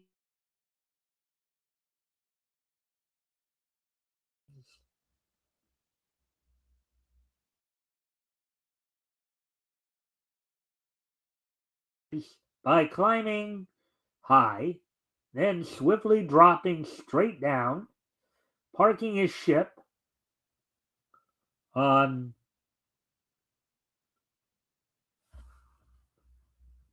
hold on, let me see what's going on here. No, we're still good to go there.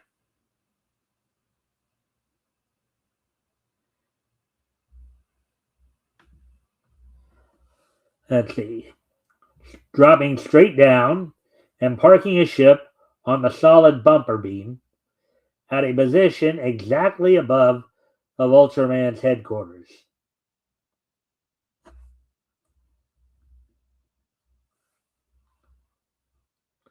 If you send any more projectiles to Earth, Glack, you'll have to shut off your bumper beam for the moment.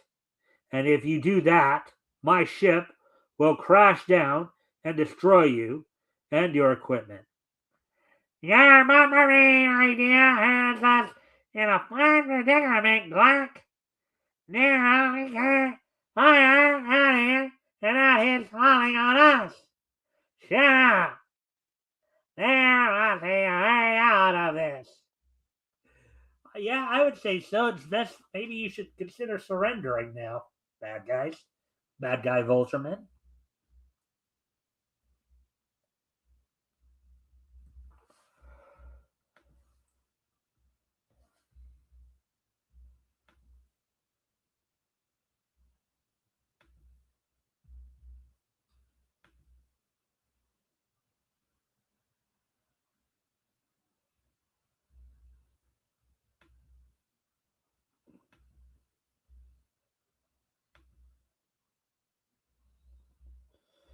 All right, back to this story here then.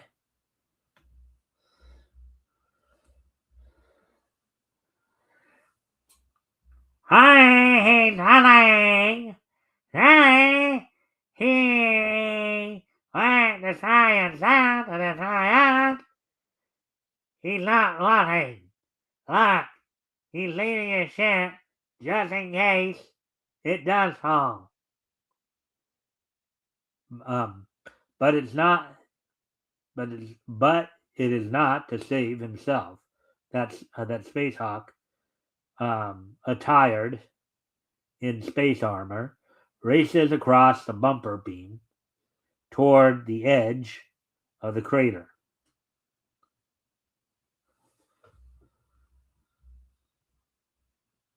With one tremendous leap, he clears the towering rim and disappearing in the distance.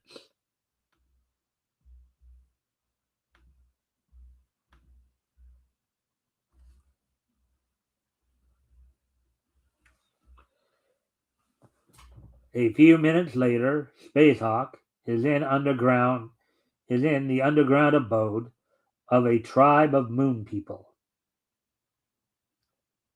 Spacehawk, my friend, it is good to see you again. What brings you here? I have a favor to ask, Chief Ludub. Men from outer space are using an air-filled crater above us as a base from which to attack the Earth. If you will give me a few men, I may be able to prevent this attack. Anything you wish. It's yours. Take your pick from my guards.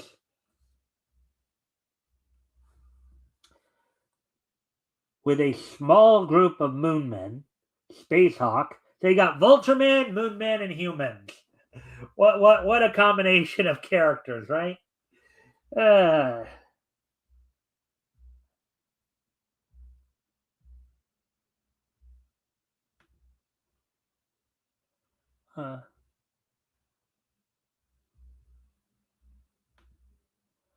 Sorry, Mike. Gotta take care of Abby. Thanks for having me back on. All right. So, are you saying you're gonna have to leave, Rex? Well, I'll try to contact you later. If you're still here in the chat, at least I'll try to talk to you later about the next. My next open date is February 22nd. If you're interested, so you can either leave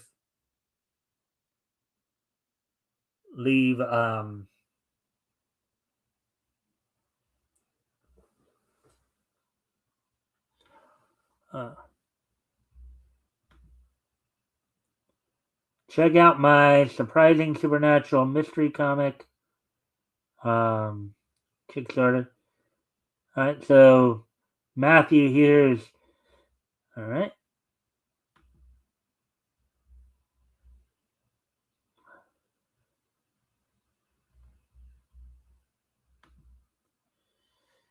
All right. So, anyways,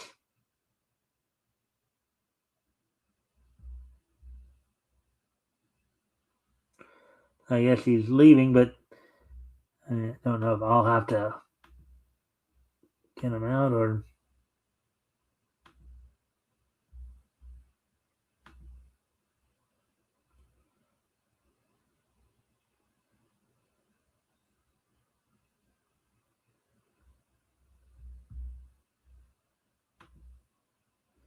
All right. So, anyways, I guess we'll just continue on and leave that up for now till.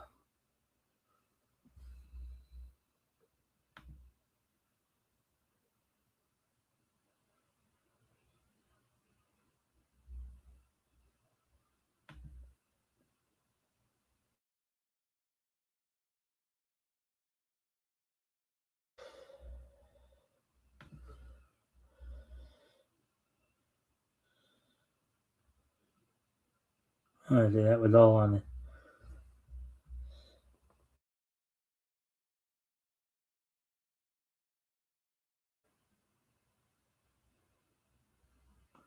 Anyways.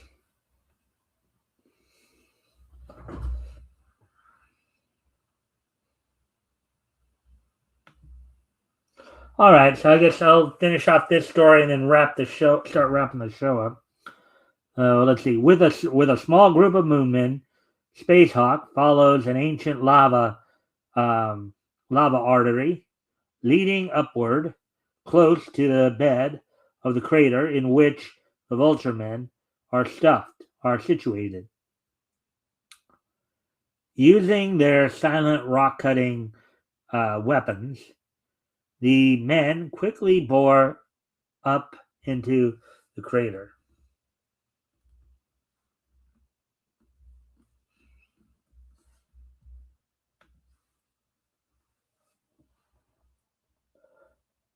The Vulture Men are concealed under that mound of lava.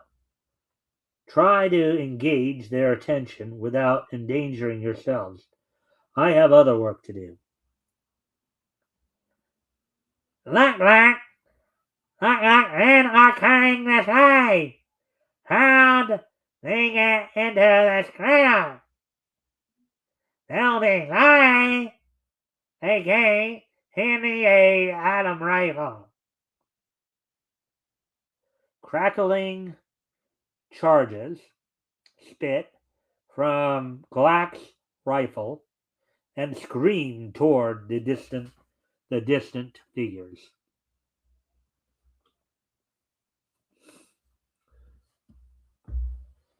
The Moonmen, on the alert for anything to happen, drop safely into a ravine. Hey, that ain't crawl into their shells. They won't dare come nearer. That hog shit is gone. Gone? That road he was loving, where'd it go? Why didn't you keep an eye on it?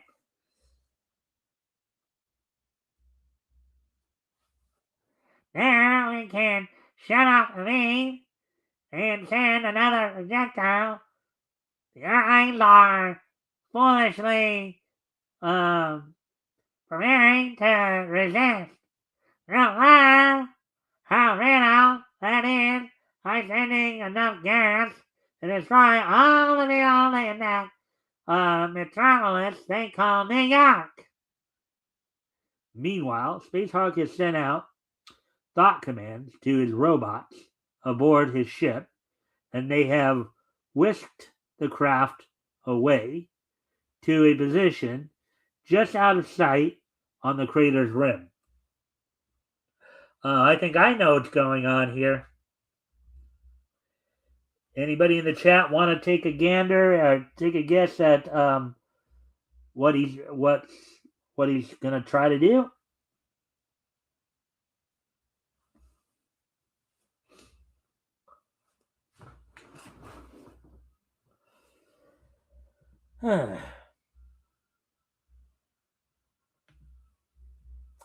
Under constant telepathic commands, the robots connect two electricity beam projectors to the ship's mighty electronic generators. With generators running full blast, the positive and negative beams are trained on a section of metallic deposit near the crater's rim. Gradually, under the fusing action of the beams, rock and metal turn to a fiery liquid mass. The molten matter increases the flows toward the crater's rim. With a roar that rocks the moon, it plunges thousands of feet to the crater's bed. At that moment, the Vulture men fire the second deadly missile toward Earth. There'll be a volcano in the crater's wall. Lava is pouring toward us. We're lost. Quick, get the spaceships. We've no time to get the ship out. Don't be alarmed. My helpers up on the rim are causing all this. You'll be safe if you return to your underground domain and seal the tunnel behind you. Thanks for your help.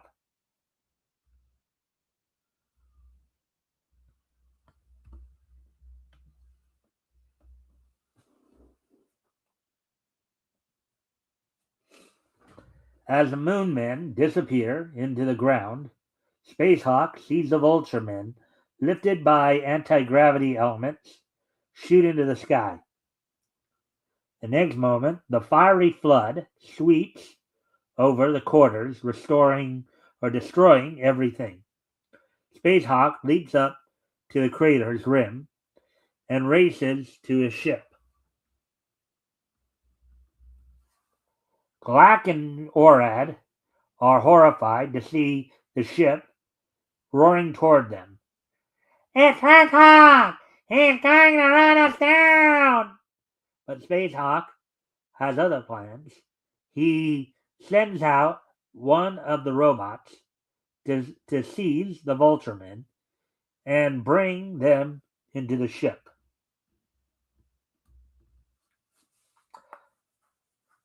I ought to break your necks right now, but I have a better way for you to die. But we have done nothing.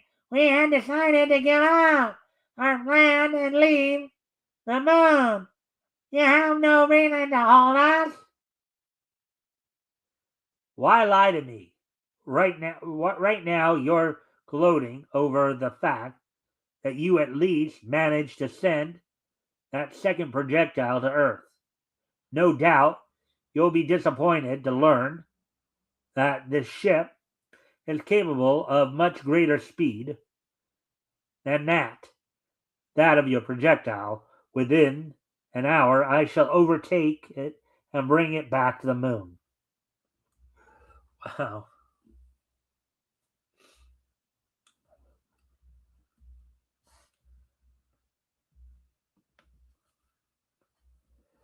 Upon overtaking the missile, Spacehawk moves carefully up to it and clamps it to the ship by means of a magnetic grabber.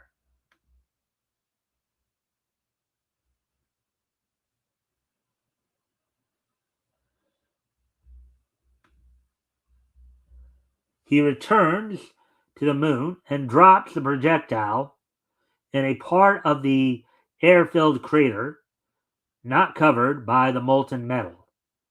There it explodes, spewing its horrible gas for miles in all directions.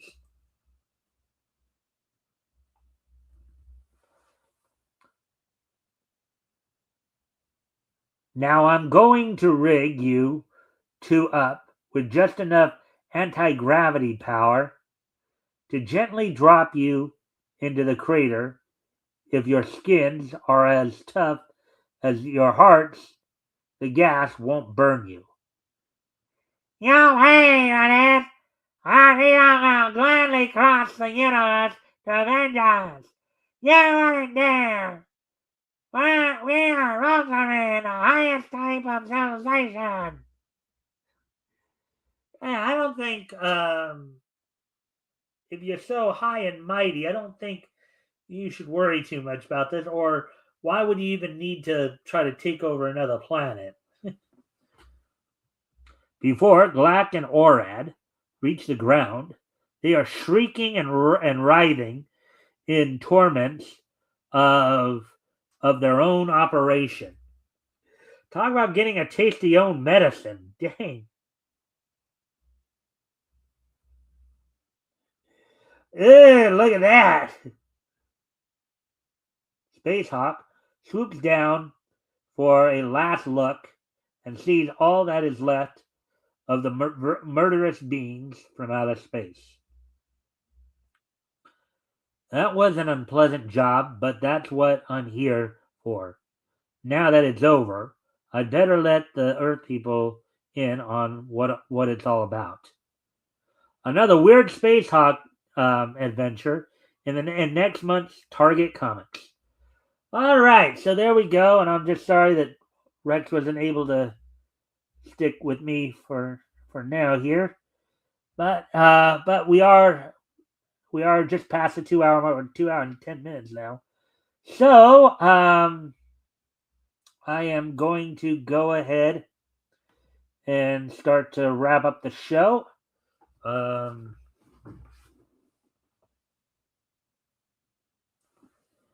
So it looks like anyways, I will be talking to Rex to see if he wants to come back on the 27th. That's the next open date I have. But with that, and of course, going to miss out on the part of figuring out, at least from his point of view, what he thought the best story was, and what the worst story was. But anyway, so we got through 3 of the 4 tonight. We had, of course, some technical difficulties, and Rex is dealing with Abby, so we still got through a pretty good chunk of it. But with that being said, let's start to wrap things up. So what we're going to do now is, of course, today is Sunday, August the 18th. Actually, I'll be right back. Got to go off camera here for a quick moment. I'll be right back.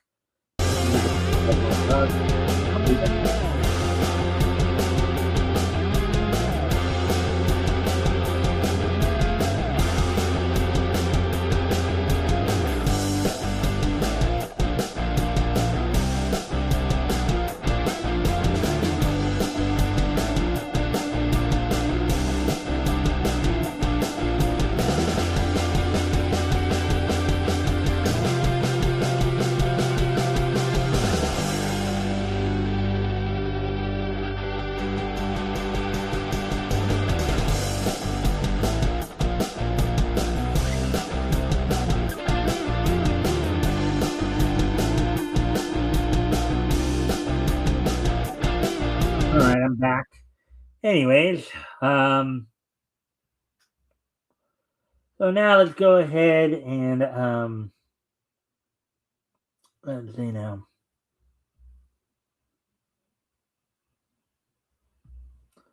All right, so with today being Sunday, January the 18th, 2026, let's take a look back at this weekend in Neat History. History! So,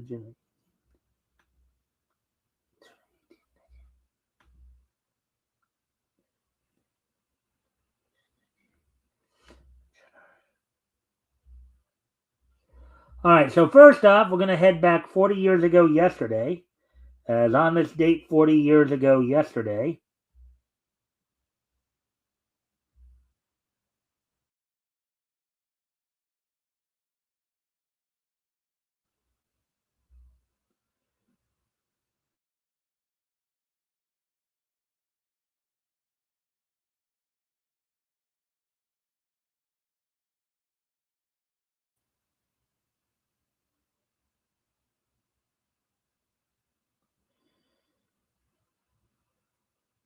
all right, 40 years ago yesterday, Heathcliff the movie premiered in theaters. Heathcliff the movie was the 1986 animated anthology children's comedy film from Deke Audio Slave, released by Atlantic, releasing under their Clubhouse Pictures label. So the plot of this movie was during a rainy day, Heathcliff recalls a number of past exploits to his three nephews and a mouse through a compilation of episodes originally broadcast on the TV series, including, of course, Cat Food for Thought, Heathcliff's Double, the Siamese Twins, An Officer and an Alley Cat, The Cat Father, Boom Boom Pussin', Pop on Parole. After Heathcliff is finished, his nephews angrily throw him out house. Heathcliff laughs. Those are my boys. All right, so there we go with that one. So 40 years ago yesterday, Heathcliff the movie premiered in movie theaters. So now moving on to the next piece of niche history as we go back 25 years ago yesterday, back to 2001. 25 years ago yesterday,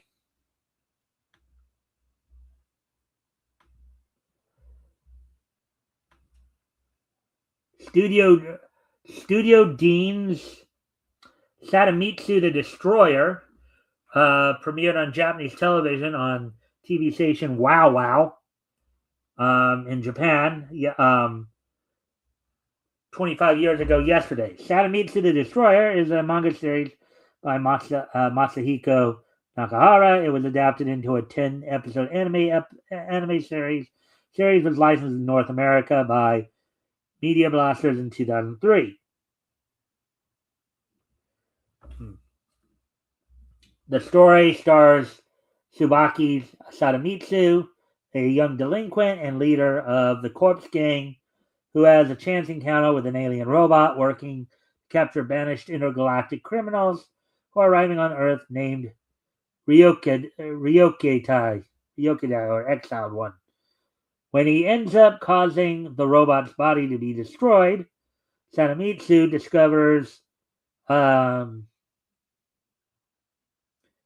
its head can operate independently without the body, and where the head has a helmet to gain some of the robot's powers. Ever chivalrous, Sadamitsu becomes determined to make up for the mess his actions have caused, and accepts using these powers and working with the robot's computer to take up its mission. Though he receives other outside assistance, his job is made harder with the appearance of the Vulture, a last-ditch effort to keep the Ryukyai under control. All right, so 25 years ago, Sadamitsu the Destroyer premiered on Japanese TV 25 years ago.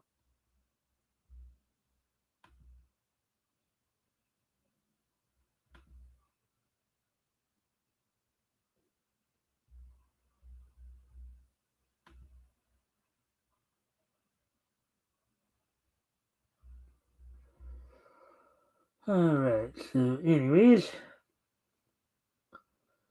we get ready to move on to the next piece in each history. Now, 1986 is just so nice that we're going to hit it twice. As also on this date in 1986, or on today's date in 1986, mind you,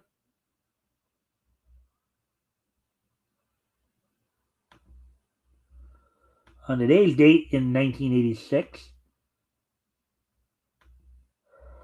The 45th issue of Transformers from Marvel UK went on sale in the UK on this date back in 1986, so 40 years ago today. The 45th issue of Transformers. I believe that would have been Volume 1 from Marvel UK. Went on sale. It sold for £30 and was 20 pages. And of course, the two had Transformers, the Icarus Theory Part 1, and then Night of the Octopus Iron Man story. And finally, 1986 isn't just twice nice, but it's thrice nice. And also on this date back in 1986,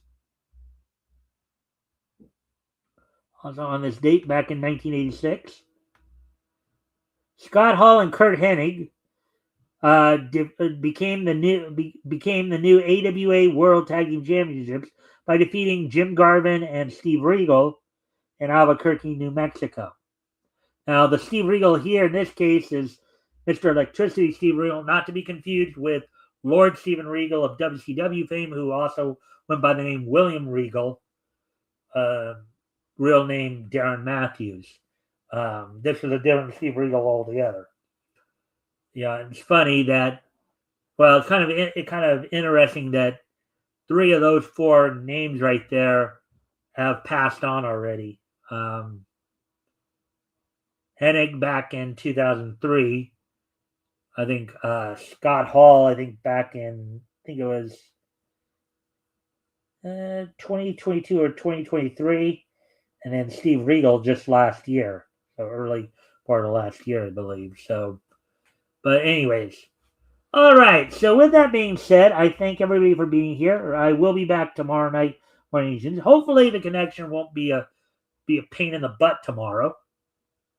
But with that, I thank everybody for being here tonight. I hope everybody enjoyed the show. I know we had quite a number of difficulties, as it were.